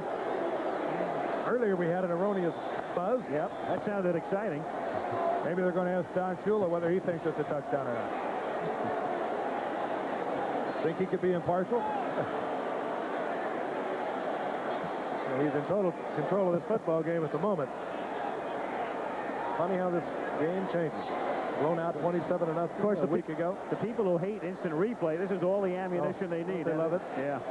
Al, I think your call there on the communication equipment not working is correct, because they had to go to the phone. They're not going to...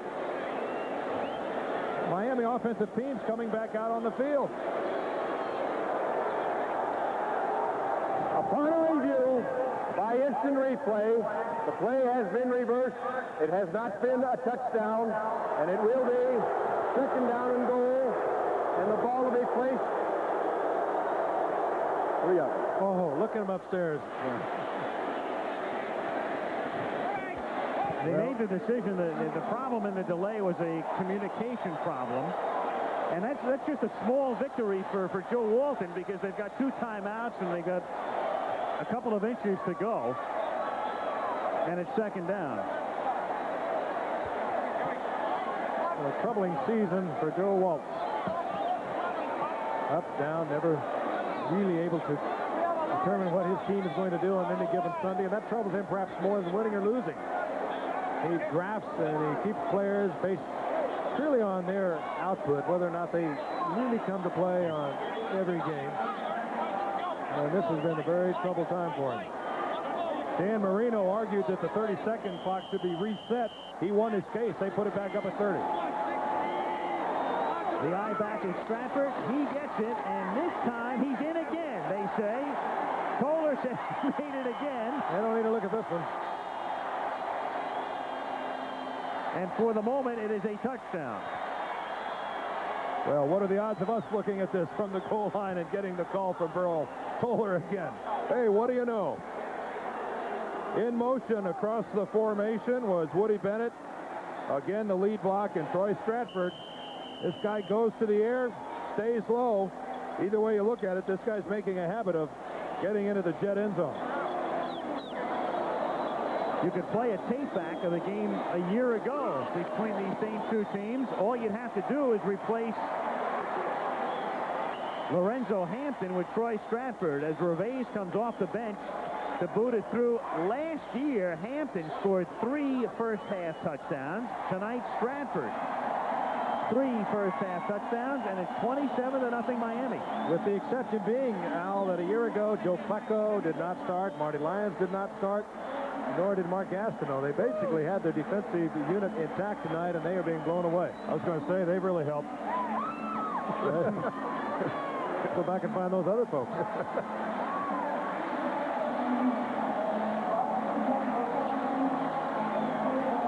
14 seconds left in the first half. Next week, of course, at Candlestick Park in San Francisco, 2 teams going to the playoffs, but that is a key game and will illustrate just how key at halftime as Chicago takes on San Francisco, and that may be the battle for the home field advantage in the playoffs, which has proven to be very significant in the 1980s. And a lot of people will tell you it's also the 2 best teams in the NFL right now. The 2 teams playing the best football. Roby to kick off and through the end zone, or at least into it, and down there. And we've got some good news on Lance Mel. The injury to Mel, you'll notice, was to his left knee. The surgery to Mel was on the right knee.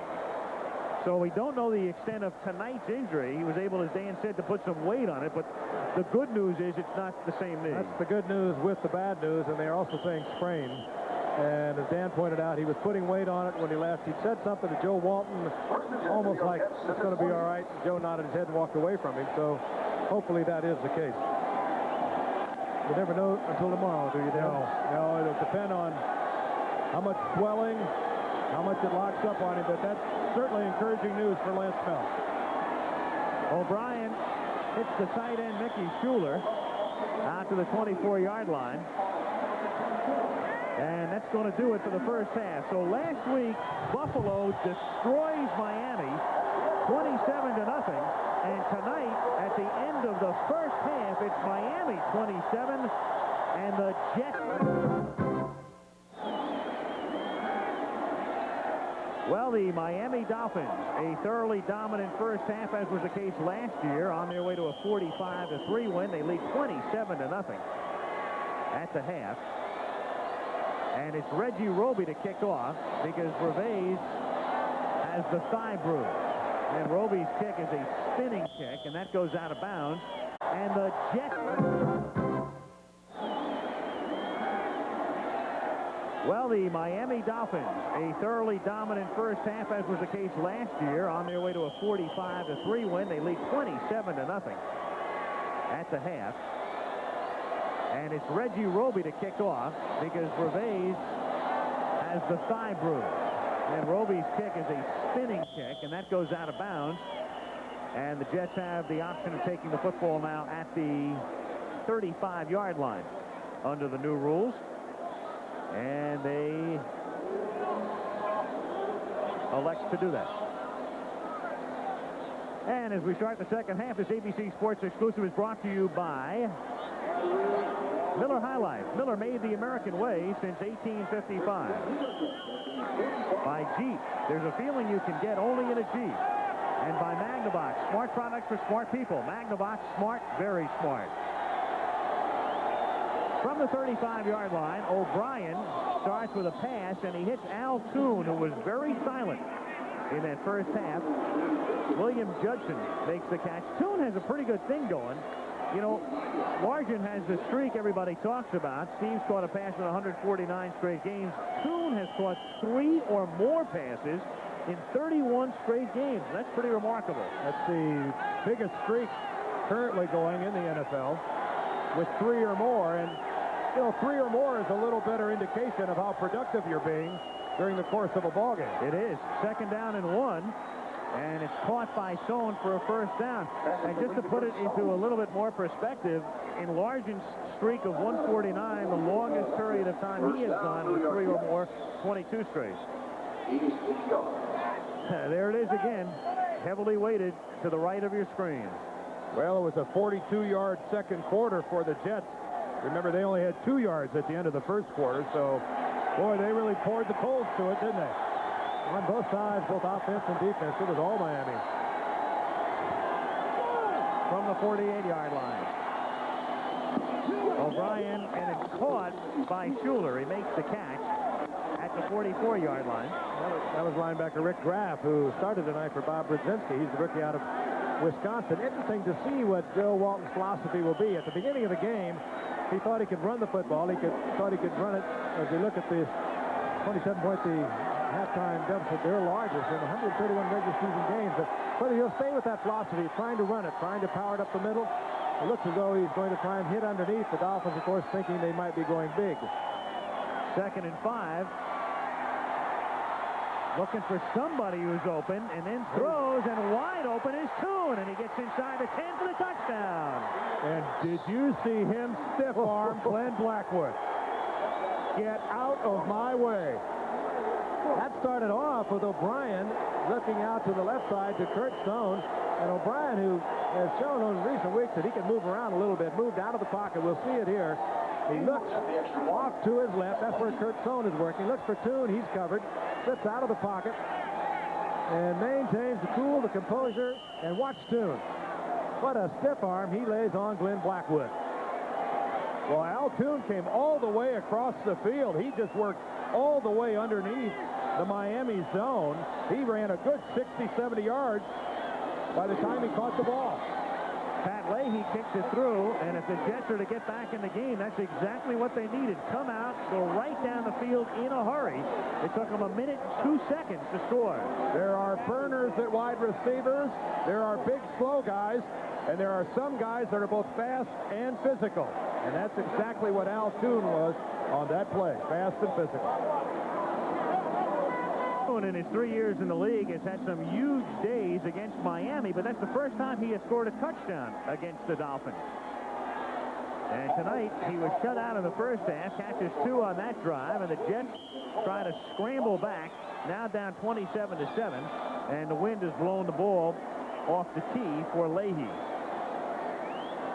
Swirling wind here at Joe Robbie Stadium, where it's, all things considered, a pretty cool evening. Temperature today in the Miami area got up into the low 70s, and right now it's probably in the high 60s. Good night for football, but it is gusty. Tough for the kicker tonight. Oh, the heck with those guys. Let them kick it. That's all they got to do. To the 1, taken there by Lorenzo Hampton. Moves back out to the 19. You asked Gervais about that. He's walking around with a big ice bag on his right side. He got in there with the big boys and got hammered. You know, you hear about injuries where they say he's on a game-to-game basis or a baseball player day-to-day. They tell us Gervais is on a kick-to-kick basis. And he missed the first one. I know guys that played their entire career on a game-to-game basis. These guys had stock in Johnson & Johnson, I think. They had so much tape on it. 1st and 10, Dolphins from their own 19-yard line.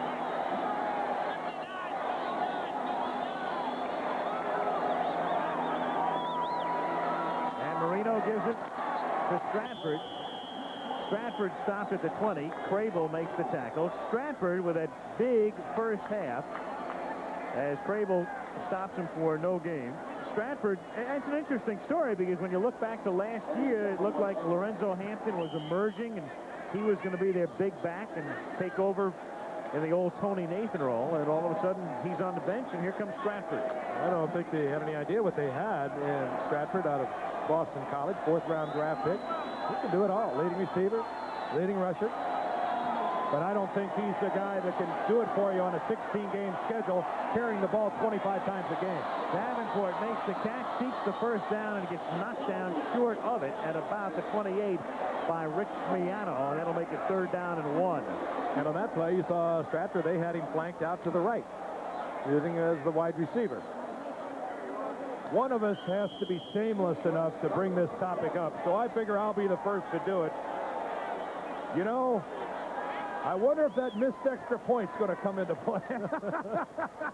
Oh, man. We don't have to discuss it with you, though. Who is that guy? 3rd and 1 from the 28-yard line. Stratford out to the 31 for a first down. Waiting for the end of the Seahawks story.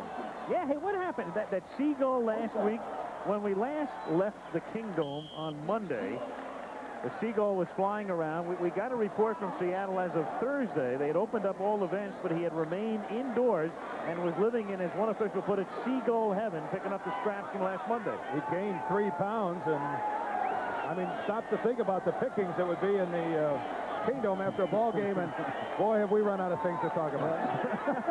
From the 31, Stratford lunges forward out to the 36-yard line. They had one more quarter there. That seagull would have had its own sitcom. So we're going to try to check with the Audubon Society and find out about that seagull. Dan thought it was mechanical anyway. I did initially. Right now, the Dolphins are doing what they have to do. The Jets trying to get back into this ball game with a good first drive here in the second half, and now when Miami could have aided the Jets' cause by running 3 plays and having to punt the football away, are now putting together a pretty good drive of their own. Trying to take a little bit of the starch out of the Jets. And Davenport takes the ball out to the 39-yard line. It will be 3rd down and 2, and that's MacArthur in on the stop.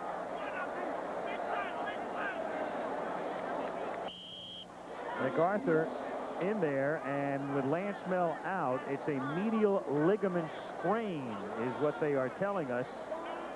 And the report is it's a 4 to 6 week type of injury, but not requiring surgery. That is the report from the Jets locker room.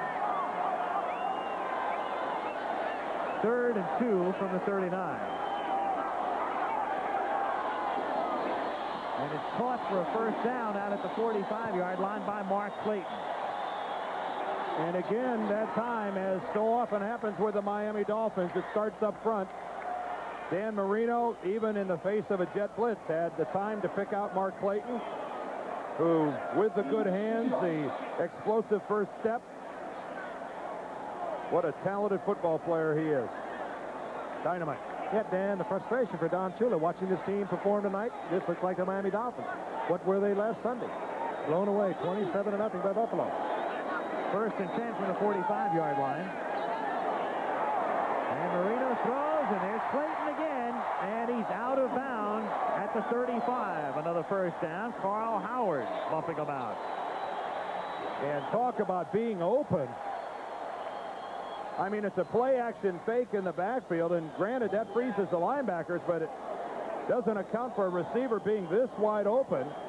Look at Carl Howard. He made the mistake of a cornerback turning his back to the line of scrimmage. He just ran completely out of the picture. Good move by Clayton. He got on the outside where Carl Howard was looking back into the backfield. Howard never even saw him break out. He was 7 yards beyond him, and Marino right on target again with tremendous time to throw the football. At the 35, Jets come across. And I think that's Joe Klecko moving. Can you hear Marino yell all the way up here? Yes. Good acoustics in this Encroachment on the defense, number 73. 5-yard penalty. How loud do you think it sounds to the guy who's only 18 inches away, Joe Klecko? That's the hat trick for Klecko. Let's watch again. Klecko, that's just a sort of characteristic of him. He likes to go with that ball, and 3 times he's moved on it tonight. Trying to split that gap. And he makes a difference in this football team. He's such a spirited player. Makes a very definite difference for Mark Gastineau, even though it's not been reflected tonight. Let's listen to Dan Marino here.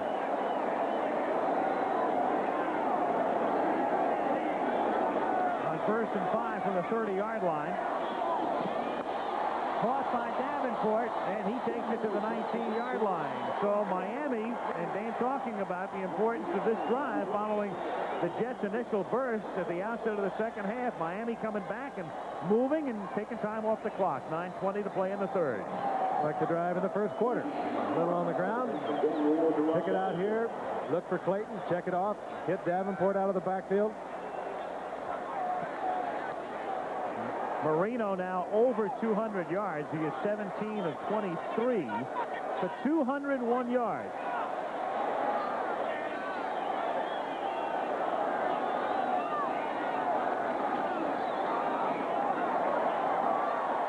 Stratford takes it to the 15.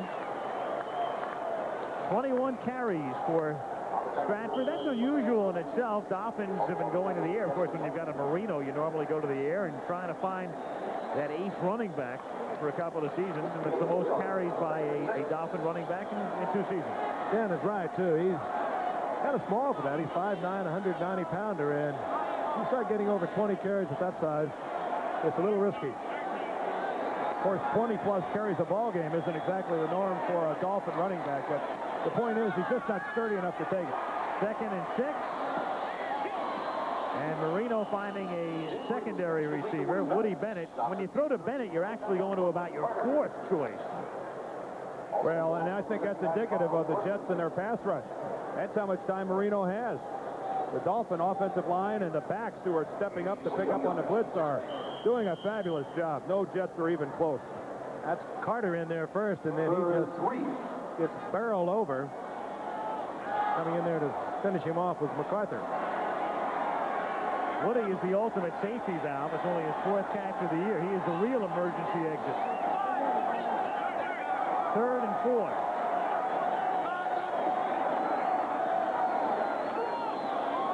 Caught by Pruitt, and he's inbounds and then goes out of bounds at the 11-yard line. What they are ruling is that his forward progress was stopped at the 11. He stayed in bounds, even though he was out of bounds. The official was there to signal that the clock should keep on rolling, and it's Russell Carter who is shaken up for the Jets. And that stops the clock, not going out of bounds. The receiver at the ball, but he did step out of bounds. Well, Frederick is going counter to what the official on the sideline said. You're right, Al, because he was winding his arm to keep the clock moving. Now let's take a look at it. Did Pruitt go out of bounds to begin with? Not there. Yeah, right there he did. Okay. Yep. Almost out of the county.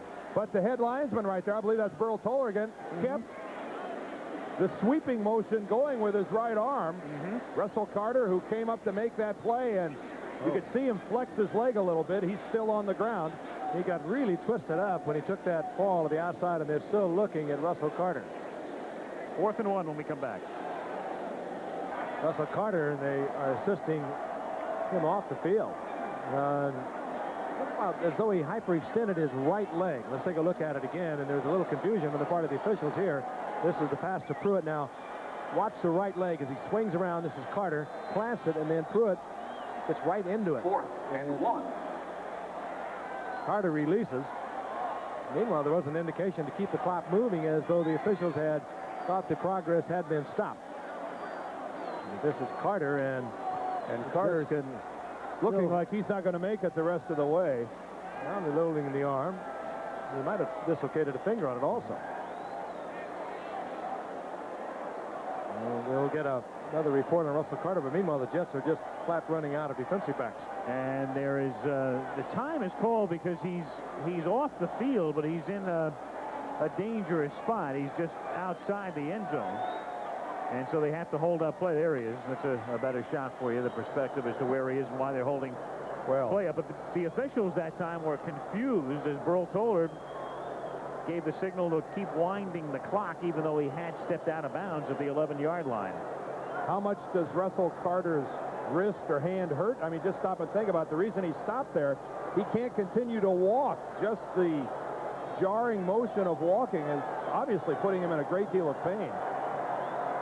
as they're going to get the card and usher him in. Why don't we take a look at that play, Al, and kind of explain to the folks out there exactly what happened and why we were a little confused in making the call. Here's Pruitt, who's already caught the pass from Dan Marino. Now, we've looked at this already, and we're going to see as he plants his right foot right here, his left foot cross over and step out of bounds. All right, you see two officials.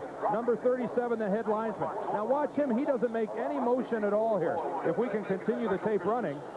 Now, he's in between. He's not sure what to do. Now, one official calls that the play is over. Now watch him wind his right arm, saying keep the clock moving. Now what that means, Al, is exactly what you explained, the forward progress rule. He had stepped out of bounds, but Toller, by winding his arm, would indicate there that his forward progress had been stopped, and that would be the end of the play. I think what he meant to signal he was out of bounds. It was just an inadvertent signal. Yeah. Is what it amounted to, and that's why it's 4th down and 1 now at the 10-yard line. The important part there is that Russell Carter is hurt, and we'll give you an update as soon as they send something up to us. And they go for it on 4th and 1 at the 10, and it's Lorenzo Hampton who dives to the 9-yard line, and he should have it. They needed more like a half yard than a full, with 7:07 to play in the third period, and it's a first down. Well, get more on Russell Carter, but I mean, it looked as though he had twisted his leg, and then he held his hand, and then as they were taking him off, they were holding his arm up as though they were protecting the shoulder. Now they're saying he does have a bruised left shoulder. You talked about the pain, Dan. As you well know, there can be nothing more painful than that. So the Jets really beat up in the secondary. Humphrey is in there to spell Carter. First and goal at the 9.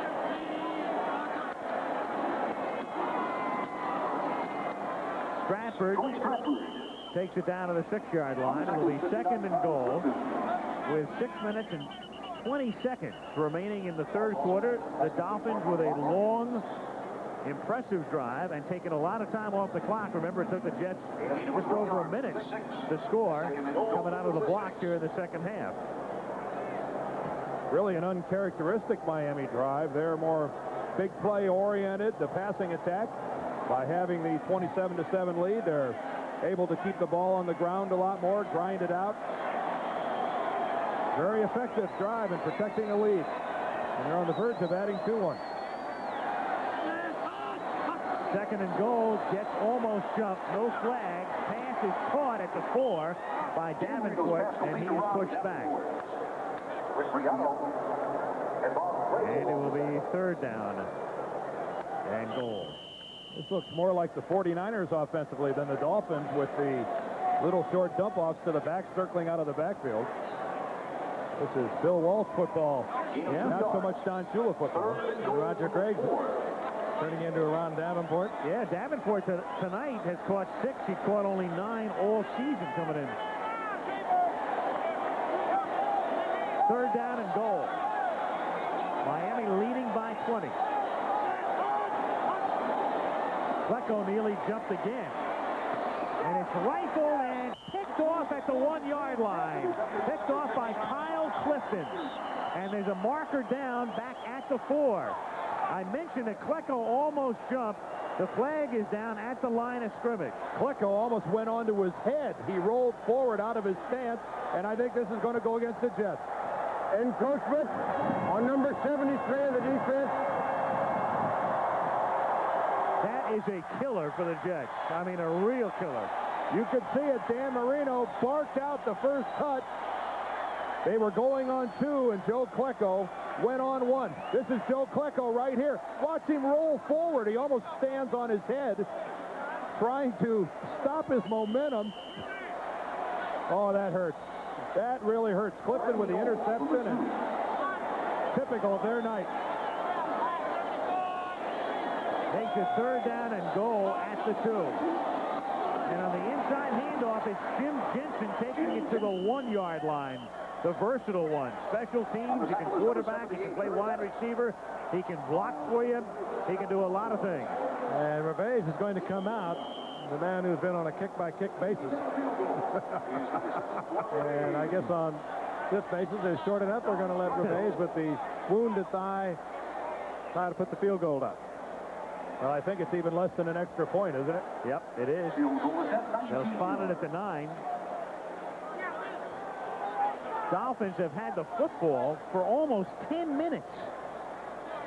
Strock to spot it down. They let the 30-second clock run down to 2, and he boots it through. And so the Dolphins take most of the period off the clock, add 3, and lead by 23. In the AFC East, Miami trying to stay alive, but they really got a tough road ahead of them. Even if they win tonight, they're still in trouble back of Indianapolis by a game, but really 2 games behind in essence. But the way they've come back, the Jets with a great opportunity. With a win tonight, they could have moved into a tie with Indianapolis, and they're getting blown out of here. Well, what did we say at the start of the game tonight? No one had the same record. I mean, if this goes on the books, now 3 of them are going to have the same record. 3 teams at 6-6, 1 7-5, and 1 5-7. And when I say they'd be in essence a game back of Indy, as the short kick by Roby is taken by Griggs, and he brings it back to the 50-yard line. In a tie-breaking situation, the way it would appear right now, Miami would not beat anybody if they get into that type of situation. And there is the comparison on O'Brien and Marino. So what it amounts to is that Miami would almost have to win the division outright to advance to the playoffs. And that 20 of 26 by Dan Marino on a percentage basis, not a lot of yards, but superlative percentage ratio there. From the 50 on first down, Schuler takes the ball down to the 36-yard line. And we've heard very little from Schuler tonight. The Dolphins have been very successful over the years in shutting Schuler down. Pro Bowl tight end, but the Dolphins have concentrated on Schuler, and they have been very effective against him. 3.5 minutes to play, third quarter, 30-7 Miami.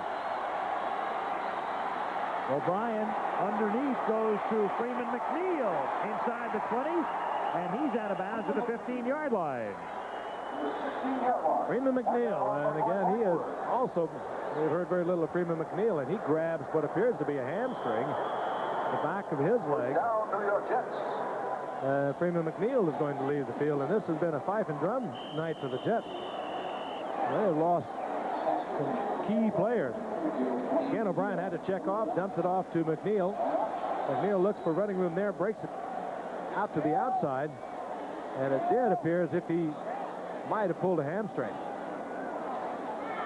Dives for the extra yardage and then limps off the field. There he is, the Travelers Man of the Year for the Jets. And, of course, the Travelers Man of the Year in the NFL will be announced at the Super Bowl. And that award, of course, in recognition for not just play on the football field, but for various other community services. And Freeman McNeil is very involved around the New York area. He loves to work with kids. A bit of a kid himself. Freeman McNeil now moving off the field.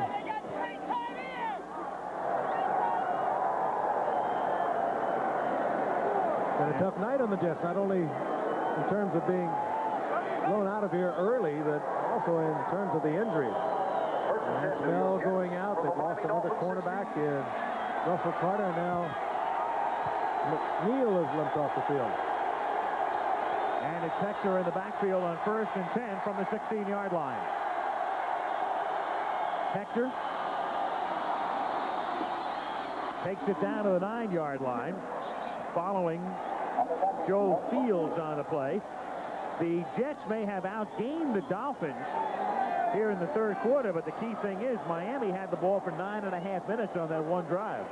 And when you have the lead and then put together that type of a time-consuming drive, that's what coaches will tell you on Monday when you sit in the film room.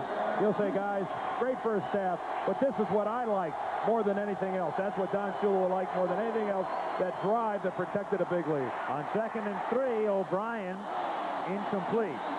Hector was the receiver in the area. 3rd down. And as they work on that right hamstring of Freeman McNeil's, that's true, Dan, but the other thing, the other coach will say, look, we had a chance to get back in this football game. We came out there, we went boom, boom, boom, in 1 minute and 8 seconds. We had a touchdown. Now, what kind of a football team are we? And then we go out and let them take that sustained drive and run all that time off. You're right. The good sign there as they work on Freeman McNeil is by rubbing his hamstring like that, more or less it's a cramp rather than an injury. So we're liable to see him back in the ballgame before long. 3rd and 3 from the 9. O'Brien is pressured and incomplete. Toon can't one-hand it. Charge was on, and that time it was Paul Lankford who intercepted a pass in the first quarter, coming in on the corner blitz to force the issue. Al Toon, it's a pretty simple game when that's all the more you have to do. He almost got it in. How many times have you seen this guy make that one-handed catch? I don't know that there's a receiver in the league that's more adept at making the one-handed catch than Toon, but that one from O'Brien asking a bit much. Well, what Walton is doing here, he knows somewhere along the line he needs a field goal. He's down by 23, so he's going to need 3 touchdowns and a field goal, and he opts here on 4th down, but no, they take it, and it's Ryan taking the ball in. Touchdown. Makes sense, too. You have the option with the quarterback as the holder, and good call. Well, if you're not so sure that surprised Don Shula, he's going to be a little upset about it. Well, I don't know if they warned him about it. I don't know if it surprised Don Shula, Frank, but it sure surprised the 11 men that he had on the field, and he is furious. He can't believe that. The entire side of the Dolphin defense just went to sleep. Look at the right side of your screen. Now they go away from the rush. Give the Jets credit for that. You know, they played it pretty well. I'm sure they had been told about it before they went out there. When you're leading a team by that many points, you're going to tell them to watch for anything. And he was really upset. In 114 games in his career, that's Ryan's first NFL touchdown. Goes into the books as an 8-yard run. And it's a 24-13 game, 14 game, if the Dolphins don't put together that big drive last time they had the ball.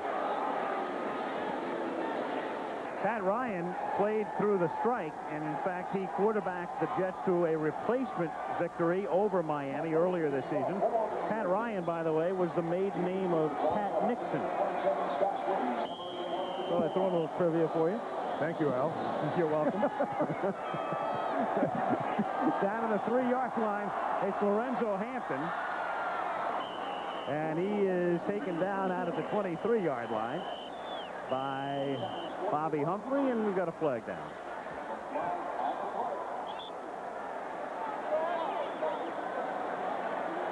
.2:19 to play in the 3rd quarter. Jets trying to make it a game. It's 30-14, Miami. Offensive holding on the kick return team, number 53. There'll be a 10-yard penalty and 1st down and 10. There is a quiz ahead. Which head coach defeated Don Shula the most times in regular season games? And the way that's worded would indicate it's a retired coach, huh?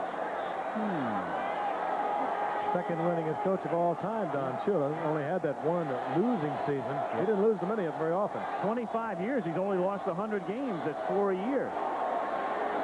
Marino throws, and it is caught at the 29-yard line. No, the line judge comes over and says no. Mark Clayton didn't make the play. Marino also thought he had it. They're saying he trapped it, and it'll be incomplete. Again, look at all the time in the world. There is no pressure on Marino, and you just cannot let Marino stand back there and look around, find the secondary receiver, as he's done all night long, and very close to the reception. The crowd, they're seeing it in diamond vision either end of the stadium, and they think it's a reception. Well, they ought to moan. It did look like a catch, didn't it? Certainly did. I mean, from that angle, it certainly looked like he had his hands between the ball and the ground. 2nd and 10 from the 14, and Marino throws a dangerous pass, but it's caught by Davenport. He's stopped by Hamilton out at the 16-yard line. You know, we were talking about Don Shula and only having lost 100 games during his 25 years. You wonder how he was able to win consistently. He's never had much in the way of production at the quarterback position. Yeah. What? Johnny Unitas, Earl Morrall, Bob Greasy, Dan Marino. Life is really tough, Don. I mean, this guy's had the opportunity to work with a lot of Hall of Famers. sneak David Woodley in there for a while, too. David Woodley. Yeah, he only took him to a Super Bowl. To a Super Bowl, sure. Got him into 6 Super Bowls. 3rd and 8, and Marino fires incomplete. And the Jets are going to get the ball back, intended for Mark Clayton. So do you know the answer to that question, Dan? The coach to defeat Shula the most times in regular season play? Well, we're going to forget the question if we don't get the answer, Brother Sim. How many guesses do I get? I don't know. That's Don Strock on the right of Don Shula there. He works with Don Shula, signals the plays into Marino. Lou Holtz. Well, you'll get dinner for 2 at Longie's in Lahaina if you've got the right answer. If you're wrong, you get 3 dinners. Roby's kick is dropped by Townsell at the 40-yard line. He gets it back, though, to retain possession. Let's see if Reggie goes to the wrist and checks the hang time. The game has really changed when you wear a wrist watch. It's JoJo making it tough on himself. A thankless job returning punts. I don't know why anybody in their right mind would do it, because that's about as good as it gets. David Fry hustling down there to pound on Townsell. So the Jets now in the waning moments of the 3rd period from the 40-yard line, and O'Brien off the play fake, stepping up and throwing, and a great catch by Kuhn down to the 34-yard line. And the Jets very much in the game, down by 16, and coming off is Rick Graff, and he is really shaken up. That's the rookie from Wisconsin who started tonight for Brodzinski. And let's take a look at Toon again, working against Langford, number 44. Langford shadowing him all the way. Blitz was on. And with that great height, O'Brien was able to hang it up high, and Toon could come down with it. From the 33-yard line, O'Brien hits Toon again. And Toon, who was blanked in the first half, having a big 3rd period, and out of bounds, and has a first down at about the 23-yard line with 26 seconds remaining in the 3rd period. The answer: which head coach defeated Shula the most times in regular season games? Walt Michaels. Yeah. They had a string at one time out. No one could figure it out. They had a string of victories over the Dolphins, and the Dolphins were right at their height. I would have guessed from now until tomorrow afternoon and never come up with the name of Walt Michaels. Me too. Hector down to the 18-yard line. And so the Jets are knocking on the door on what might be the final play of the 3rd quarter. If the Jets get in the end zone, make it a 30-21 ball game, there's going to be nobody leaving Joe Robbie Stadium early. O'Brien's going to try to get the play off before the period ends, and he does. And going through the middle is Roger Vick down to the 14. And that's the end of the quarter, and it will be 3rd down and 1 when the 4th period begins. Jets coming back into it, and we'll be back to Miami after this word about an upcoming show on ABC and this word from your local station.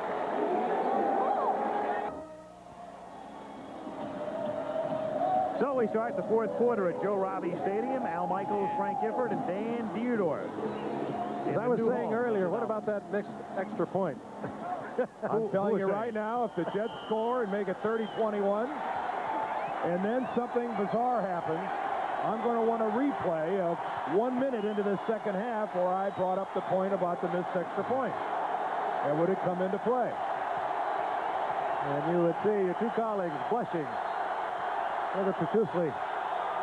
3rd down and 2 at the 14-yard line. Hector, first down, and in, touchdown. We've got a different football game and a different Jets football team and a very upset Don Shula. Well, this time it's nothing overly fancy. Al Toon gets it started here in motion. Watch him come sit up on the line of scrimmage, come in for a seal. Seal blocks here, nothing, gets to the corner. Jim Sweeney, the left tackle. Let's see if he gets out into the play. See him on the pull. There's the kick out. Puts William Judson right on the ground, and into the end zone. Johnny Hector, and can you believe this? 30-21. Leahy kicks it through.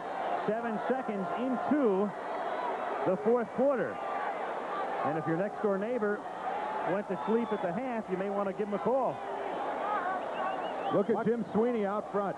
He makes the one that brings Hector into the end zone. Jets are right back in it. To our digs at Joe Robbie Stadium, Deerdorf looks like he's running Crazy Eddie's Discount Center over here. What's for sale down there? Telestrator, monitor. I told you before, 7 monitors, 6 eyeballs. We're overstaffed here. We're totally on top of every little move that takes place in the field. The kick is knocked down and then run back gingerly by the tight end Bruce Hardy to the 25-yard line. Big series right now for the Dolphins and Don Shula. He was really chewing on some folks down on the sidelines. He was really upset when the Jets took that down and scored. Well, look what the Jets totally in hand, and now it's turning around. Yeah, look at the yardage. Remember that the Jets only had 2 yards at the end of the first quarter. They had 44 at halftime, and look what they've done here, 204 yards. Quite a third quarter for New York, both in yardage and on the scoreboard. They need to go out there right now, the Dolphins do, and put some points on the board. Certainly move the football and say, hey, let's get your attention once again. You can't pay attention to that time of possession. And the Dolphins need to start taking some time off the clock. Flag is thrown. Stratford taken down by MacArthur out at the 29-yard line. Boy, that flag goes in the middle like that. It is usually offensive holding. Well, it's either face mask or holding. It's one of the two, and just about the only thing the umpire gets involved with. And that time, as Frank called it, holding on. Offensive holding, number 76, first down, will be replayed. Tom Toth. You know, down yourself, when you're an offensive lineman, when you start holding, there's a reason you're holding. When you're getting beat by somebody, it's getting a little tougher. Well, more often than not, you're right. It's someone, because of their athletic abilities, is putting you in a compromising position where the only way you can attempt to control him is by using your hands. First and 20 from the 15. Davenport gets a block. Brings out to the 28-yard line. Good call. You come at the screen every now and then. The Dolphins don't use it that much because Marino can get rid of the football so quickly and doesn't get sacked that often. But you do it every now and then. Just keep that defensive line honest. Just suck them in a little bit, bring them in, and Marino does it very well, dropping back, and then just bloop it right over their heads, pick up a couple of blocks, and there was good yardage gained on that one. And Davenport, remember, is the guy who had 9 catches all season. That's his 8th catch of the game. Second down and 7 from the 28. Marino throws a bullet, and that one is caught out at the 33 by Tony Nathan, the venerable one who was cut and then brought back. Can either one of you ever remember a Dan Marino game where he threw so many short passes? I mean, his percentage of completion is outstanding, but he is really working the short game tonight more than I've ever seen him do it. That's a tough ball to handle. Good catch by Nathan. Yeah, that's no routine catch for Tony Nathan. Third down and 2 at the 34 from the shotgun.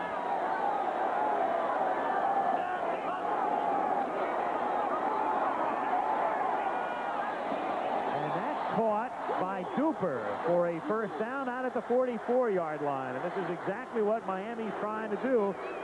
Keep the ball, take time off the clock, and we're down to 12:40 to play. And that decimated secondary of the Jets right now has a replacement player, Sean Dykes, who was activated this weekend there, and it didn't take Marino long to find him. And here is Duper, and you imagine where Dykes' heart is at the moment when you got an all-pro receiver coming out there to work on you, and it was just so calculated. Marino making sure, almost catching that ball for Duper for the first down. And Dan mentioning before, Marino going to the short game. Davenport has caught 8 tonight. That's Duper's first catch. That illustrates it best of all. Now Marino going deep for Clayton. Incomplete. Crowd wants a flag. They don't get it. Back judge right there. They kept the flag in his pocket. Pete List.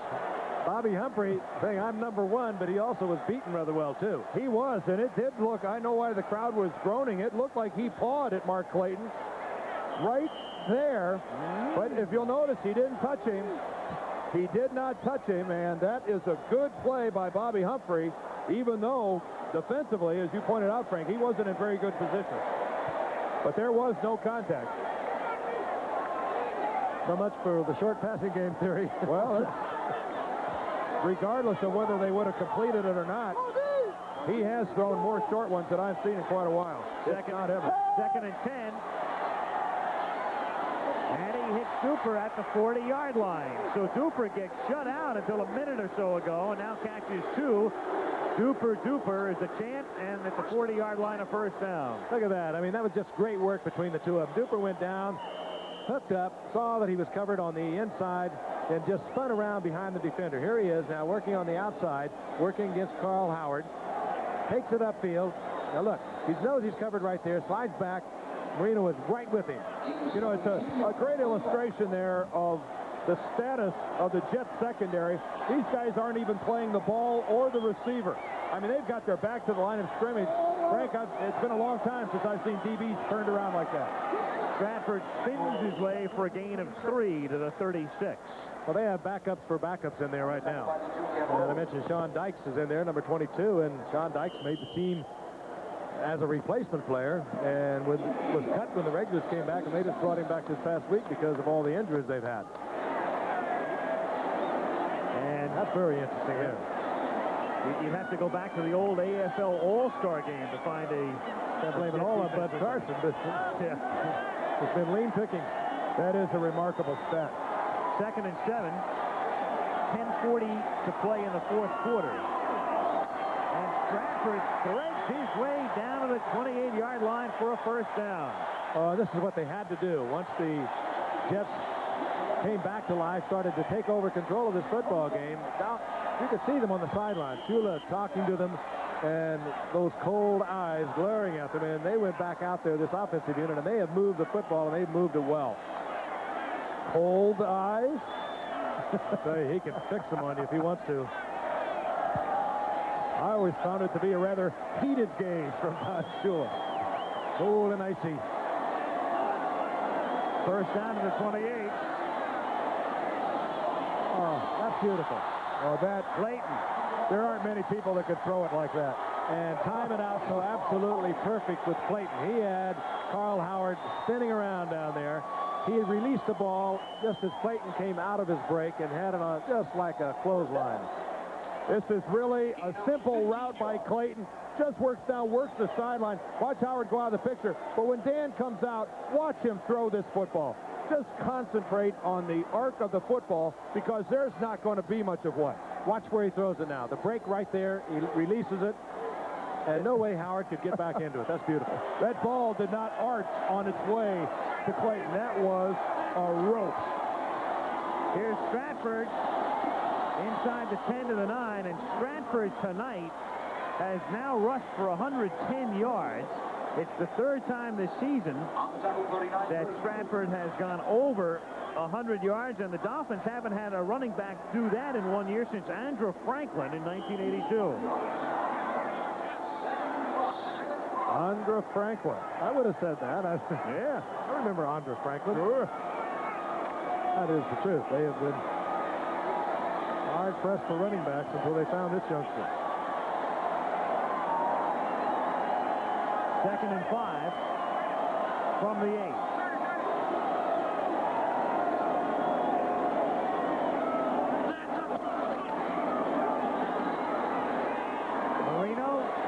Over the middle and complete down to the 5-yard line as Davenport makes another catch. So he has equaled his season total tonight in one game with 9 catches. I'm trying to remember the last time that Dan Marino got knocked down. Boy, is his line protecting him up front. Here's a good look at Mark Gastineau working against Tom Toth, the right guard. Ronnie Lee falls off to pick up the blitzing Alex Gordon from the outside. And Dwight Stevenson with his left arm spins Gerald Nichols all the way around. That one could have drawn a flag, but didn't. Nonetheless, Marino, when he's protected, he's lethal. On third down and 2, Marino on the bootleg touchdown. Great call. The entire Jet defense went after Troy Stratford, and Marino kept the football. And what a time to use that with your field goal kicker on the sidelines, hurt. You don't know whether he can get it through there or not. You take a very risky situation, and everybody bought the fake to Stratford. This is Gerald Nichols. He's unblocked. He gets sucked to the inside, watches Dan Marino go to the outside. One man is always responsible for the contain. It's Gerald Nichols. He threw on the brakes, but way too late. What a great drive. What a timely drive for the Dolphins. That's Marino's first touchdown of the season. Gervais kicks it through. They take a lot of time off the clock. 8:13 to play in the fourth, and Miami is back up by 16. Dan Marino inching his way along, rushing-wise, through his career. Takes it in for the score here, though. He threw some impressive shots on that drive. And a great call, the bootleg. David Sula, perhaps, and in all probability. Those numbers are all askew now after that last rush, huh? He's up to about a half a yard. Cleaver takes the ball back to the 34-yard line. And the Jets will start from there. So the Jets trying to mount a comeback here in the second half, but Miami with two long and fruitful drives has taken a lot of time off the clock, and the Jets are back down by 16. Still a lot of time if they can move the football, but this has, that kind of a drive by Miami has a very strange way of sparking itself through the entire team, and particularly as a carryover effect onto the defense. O'Brien throws and finds the open man, and that's Johnny Hector, and Hector fights his way for a first down, but there's a marker out at the 35-yard line.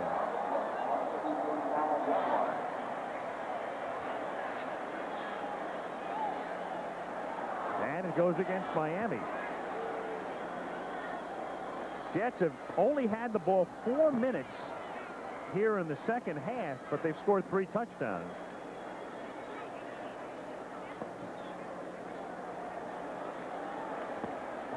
Defensive holding, number 51.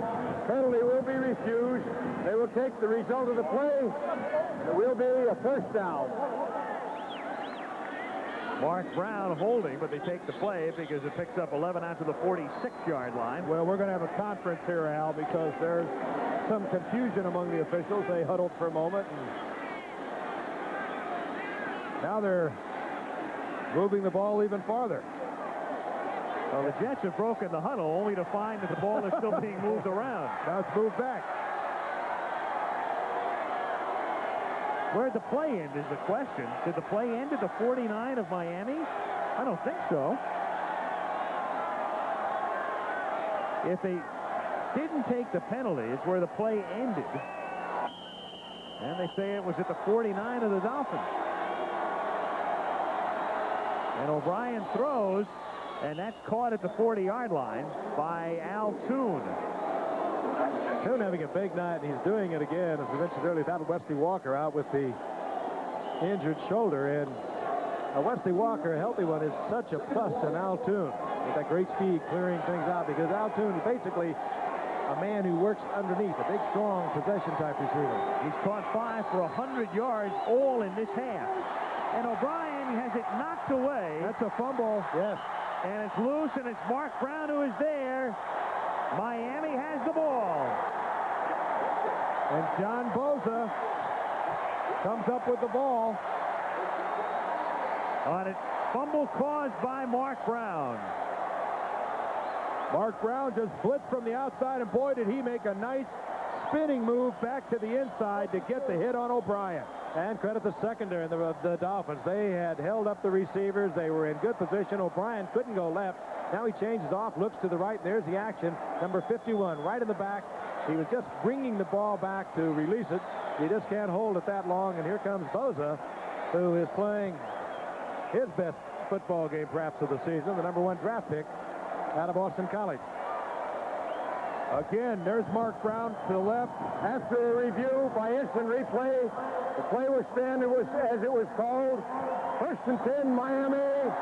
recovered fumble. Well, the replay officials took an obligatory look at it to try to figure out if it was a forward pass, but needless to say, that was pretty easy to determine, and a fumble all the way. Dolphins ball. Good hustle, good technique that time by Mark Brown to make the play. 1st and 10. Bradford, he fumbles, he coughs it up, and it's Humphrey running it all the way in for the touchdown. Do you believe this? Bobby Humphrey plucking it out of the air, and the Jets still very much in it. And this crowd is stunned and silent. Take a look again. The handoff. They were just working on the clock, and Stratford sprinting to the outside, has the ball very loose. In comes the hand. Alex Gordon getting it in there, right into the hands of the very fast Bobby Humphrey. No one was going to be close to him. Well, well, well. Who to believe this? Missed extra point. The missed extra point. We've got a player down on the field right in front of the Dolphin bench at the 35-yard line. One of the Miami players.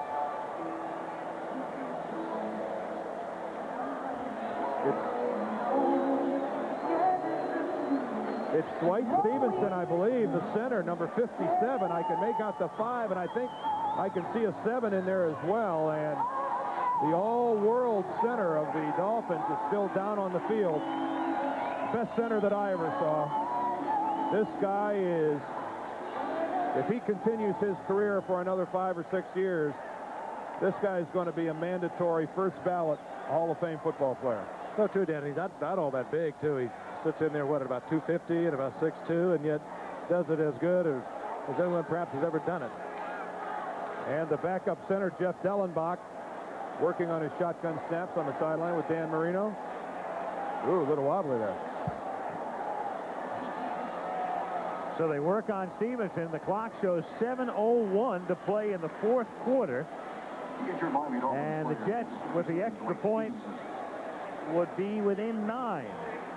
Alex Gordon is the man who made this happen. Watch him fight off the block, and he's going to get his left hand in right there. Gets it on the football, and Stratford didn't have it clutched tightly to his side, and it really didn't take much force on the part of Gordon to knock it loose. And Bobby Humphrey showing that a lot of times in this game, if you're just on your feet, if you got both eyes open and you're willing to make a little something happen, a lot of things will come your way. The old cliche, if you're around the football, things will happen, and it does. You hear it all the time. He's always around the ball. This is a staggering blow to the Dolphins if this is any type of a serious injury to Dwight Stevenson, and it looks like they're calling for the cart.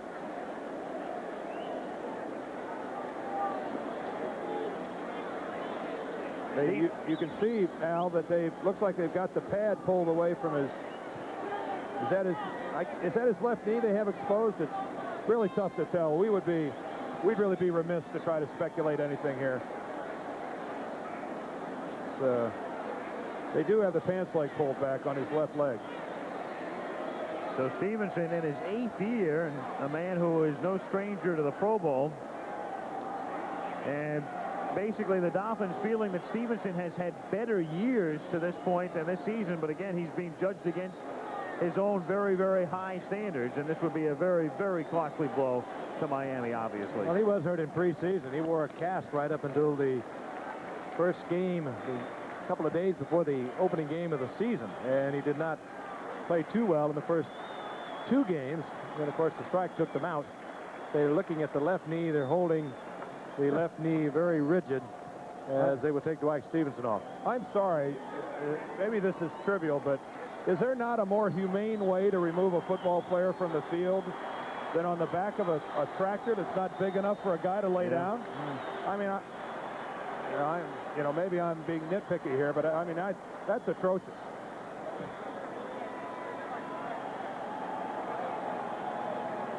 Wasn't until just a few years ago they even had these. So we'll get the report on Stevenson. And pass it along as soon as we get it. Meanwhile, Leahy to attempt the extra point with Ryan holding. And the Jets climb to within 9. And we have 7:01 remaining in the fourth quarter as Humphrey runs it in from 46, and it's 37-28 Dolphins. A real bizarre game because the Dolphins thoroughly dominated the first half, led 27-0. It was no contest. But the Jets have climbed back into it. And after it looked like they were left for dead, Troy Stratford coughs it up. Bobby Humphrey runs it in. It's a 9-point game with a lot of time left. As Leahy kicks off and is fielded at the 11-yard line by Scott Schwady. And the rookie brings it back out to the 30-yard line. Meanwhile, Tampa Bay's Mike Shula, who backs up DeBerg and Testaverde with the Buccaneers on his off night, just flies across the state to be with Dad. And Mom, Dottie, sitting in the end zone with her little group. She never misses a game. Of course, David, Mike's brother, offensive assistant head coach. Don Shula, they have a family affair down here. I think you ought to point out, Frank, that Dottie Shula's in a luxury box in the end zone before anybody thinks you can't get better tickets than that. I talked to her earlier. She likes her old box in the Orange Bowl. First and 10, Miami at the 29-yard line. Good, strong lady.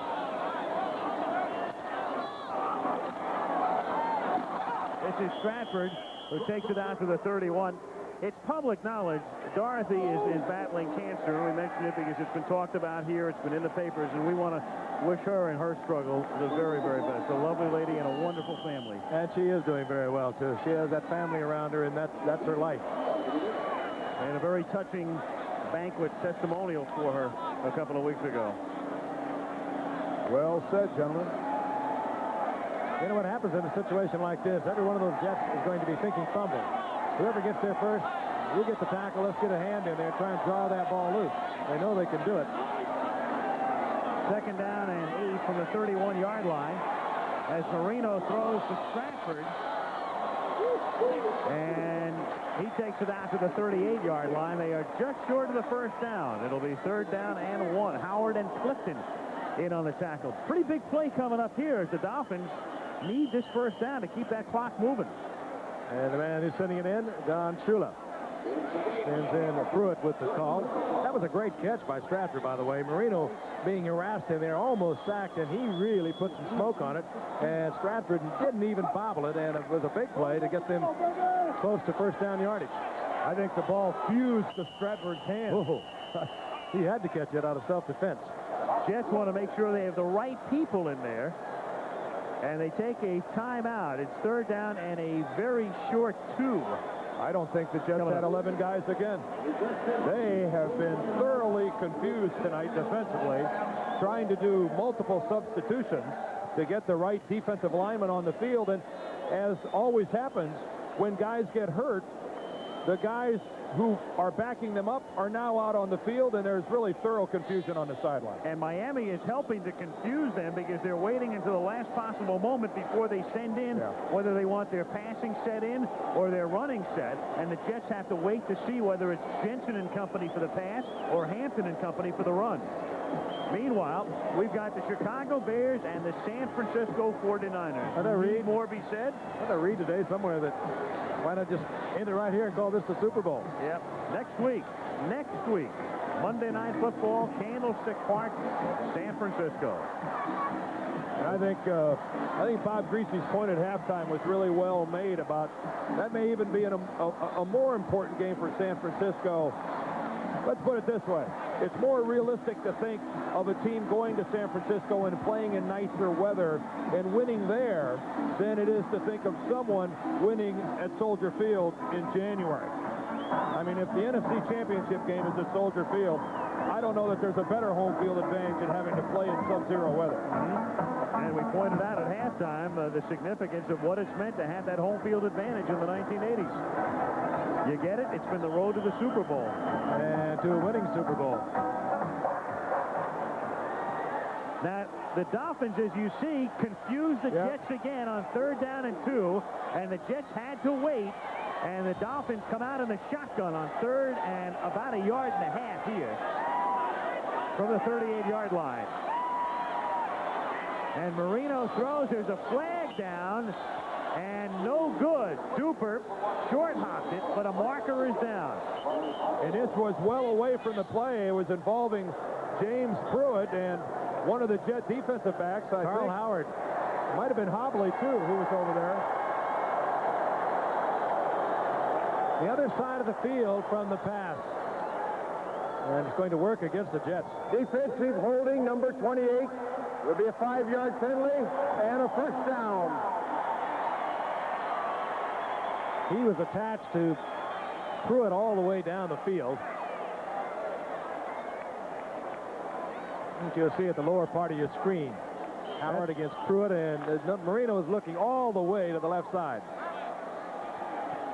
That's Pruitt right there. They're involved right at the 50-yard line, and Howard just picked Pruitt up and propelled him downfield a good 15 yards, already past the line of scrimmage. From the 43-yard line, it's Davenport. Stop back at the 40. It'll be 2nd and 13. Crable gets credit for the tackle, and the clock keeps running with 5:10 to play in the fourth. Now, if Miami holds on to win it, Indianapolis would be on top alone. Jets, Buffalo, and Miami would all be 6-6. New England, a battered and beaten up team right now, would be 5-7. And next week, Buffalo plays Indianapolis. Jets go to New England. Miami is at Philadelphia. 2nd and 13. Marino throwing for Hardy, incomplete, and Clayton was also in the neighborhood. You don't see that very often. Two of the Dolphin receivers right together, Clayton and Hardy. Some kind of a mix-up down there. Al, the other thing you have to talk about is Dan Marino vents his temper at one of his teammates. You have to keep in mind that Indianapolis not only has the lead in that division at 7-5, but they by far and away have the best record in their division. They have a 5-2 record in that division, and their closest competitor would be Buffalo with a 3-3 record. So that's a commanding edge to have along with the lead, because after head-to-head, it then goes to the division record in the tie-breaking process. 3rd and 13, and here come the Jets again, and there's Klecko. Well, that's four of a kind now, Joe. That's unbelievable. That's either his 4th or maybe even his 5th offside tonight. When you go beyond one hand, I'm starting to lose track. I've run out of fingers. Still walking his head. Offside number 73. It will be 3rd down. It's kind of hard to fault somebody for that. He's been out of action for so long, although he's been back for a couple of games. It's just enthusiasm. There's a former Pro Bowler multiple times, really considered the heart of this defense, and all night long it's been Klecko offside, just trying to maybe give it a little more than you can. 3rd down and 8. Still a penalty you just can't afford to take. A veteran ball player can't make that mistake. Not repeatedly. Out of the shotgun with 4 receivers. Marino too high, intended for Duper. He was there. He had the angle on Humphrey, but Dan couldn't hit him. 4:05 to play. And the Jets get a chance here. Miami ahead 37-28. Reggie Roby to do the kicking.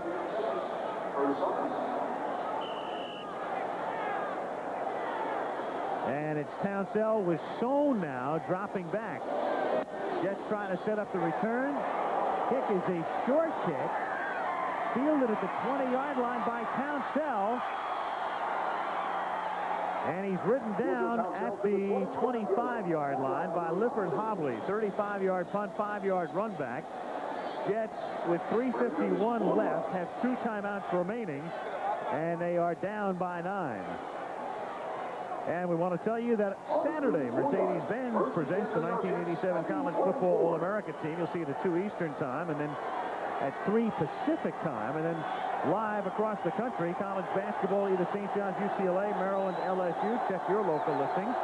And at 4:30 Eastern, from Cuba, U.S. against Cuba in amateur boxing. From the 25-yard line, it's O'Brien. throwing to Rocky Cleaver, and that's a first down out of the 38-yard line. He is stopped there by Mark Brown. 3:39 to play. And a hurry-up offense.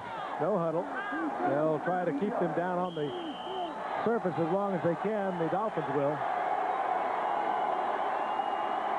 At the 36-yard line, Hector tries to get out of bounds and does to stop the clock out at the 42-yard line with 3:21 to play. Good, smart play that time by Johnny Hector. He was trapped a good 3, 4, or 5 yards from the sidelines and saw that he had no chance to make anything happen to the middle of the field and got out of bounds. Good play.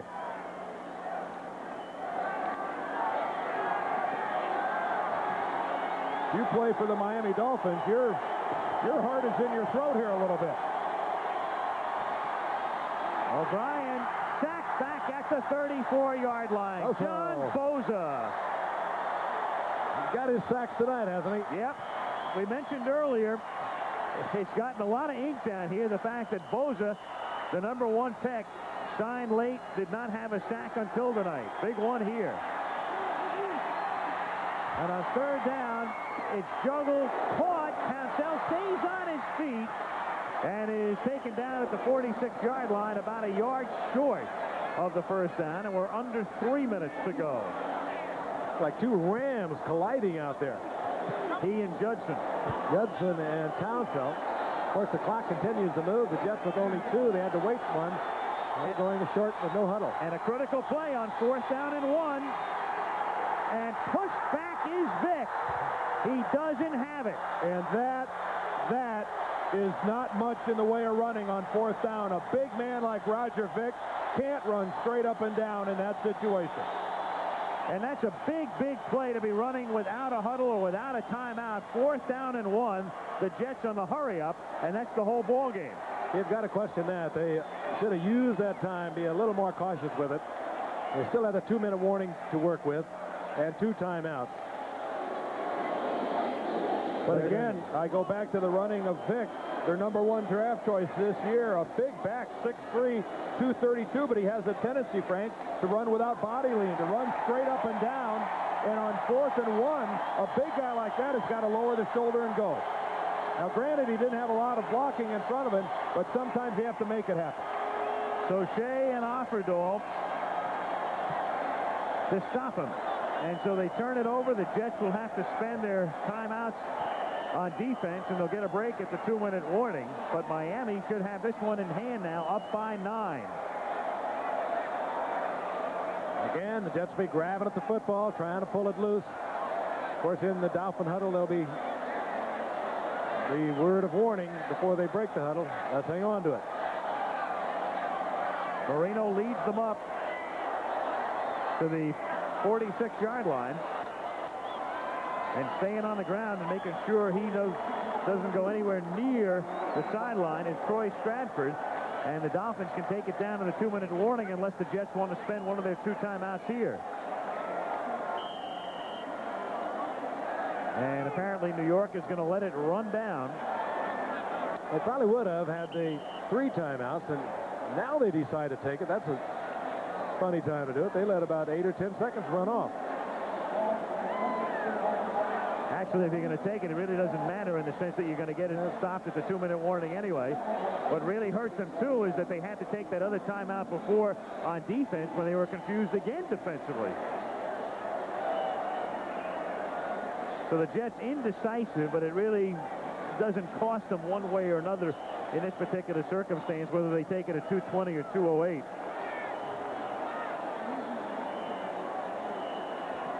Down to 1 timeout. And the Dolphins right now, what it amounts to is the Dolphins are 1 first down away from winning the game, or salting it away. And more importantly, staying alive. And it's kind of a rough road to hoe for them as we look at Stratford's marks on the day. But you have to go back to 1976. There it is, the last time a Dolphin had more carries in a game than Stratford tonight. Mercury Morris. They mentioned now that they will meet Philadelphia Sunday, then they are home for Washington, and then our final game of the season will see them against New England. Dwight Stevenson, sprained left knee, x-rays pending. That's about as good a report as we can get right now, the way that one looks.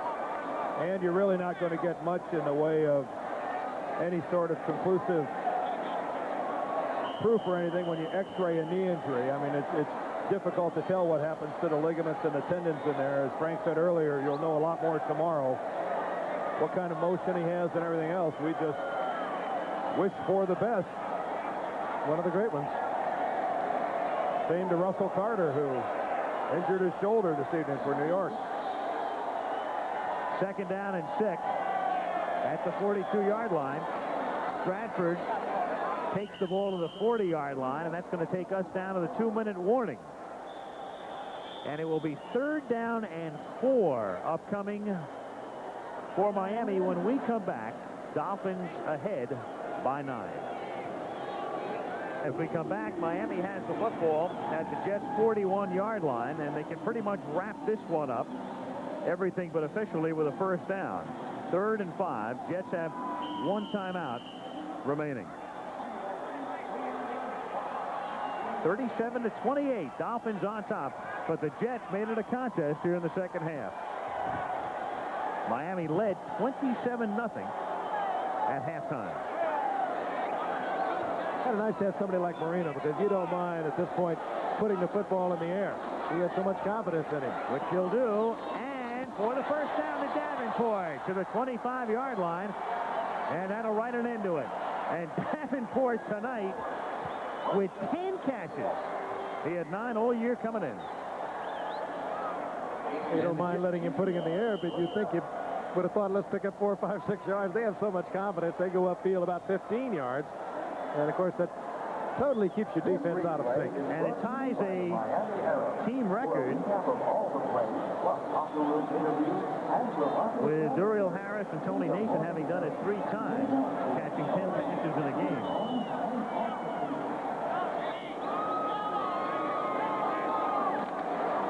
And they can run it out with Stratford. Tonight's game produced by Ken Wolf, as always, so capably, directed by Larry Cam, our technical director, Joey Chavo, halftime producer Mike Pearl, halftime associate producer John McGinnis, associate director Jeff Cohane, our tech manager Rick Okelski, Ed McKenna, our unit manager, Jim Licata, our telecommunications manager, Bruce Clark and Carrie Lorberfeld, the assistants to the producer, Steve Hurd of Fordham, research and information, Joe Castellano, computer graphics, the mayor of Malibu, Kelly Hayes, as always, the scintillating job, and George Hill of Everywhere with the stats upstairs. Thank you, folks. As Miami gets ready to run the clock out. You can just get it in, Dan. This telecast is presented by the authority of the National Football League. Is it intended for the private use of our audience? Any rebroadcast or any other use of this telecast without the express written consent of the National Football League is strictly prohibited. So long from Miami. Wonder what kind of a share that disclaimer reading got. We are out of here. That's it. Miami stays alive, and this does a lot of damage to the Jets' hopes. Each team is now 6-6. Miami wins it 37-28.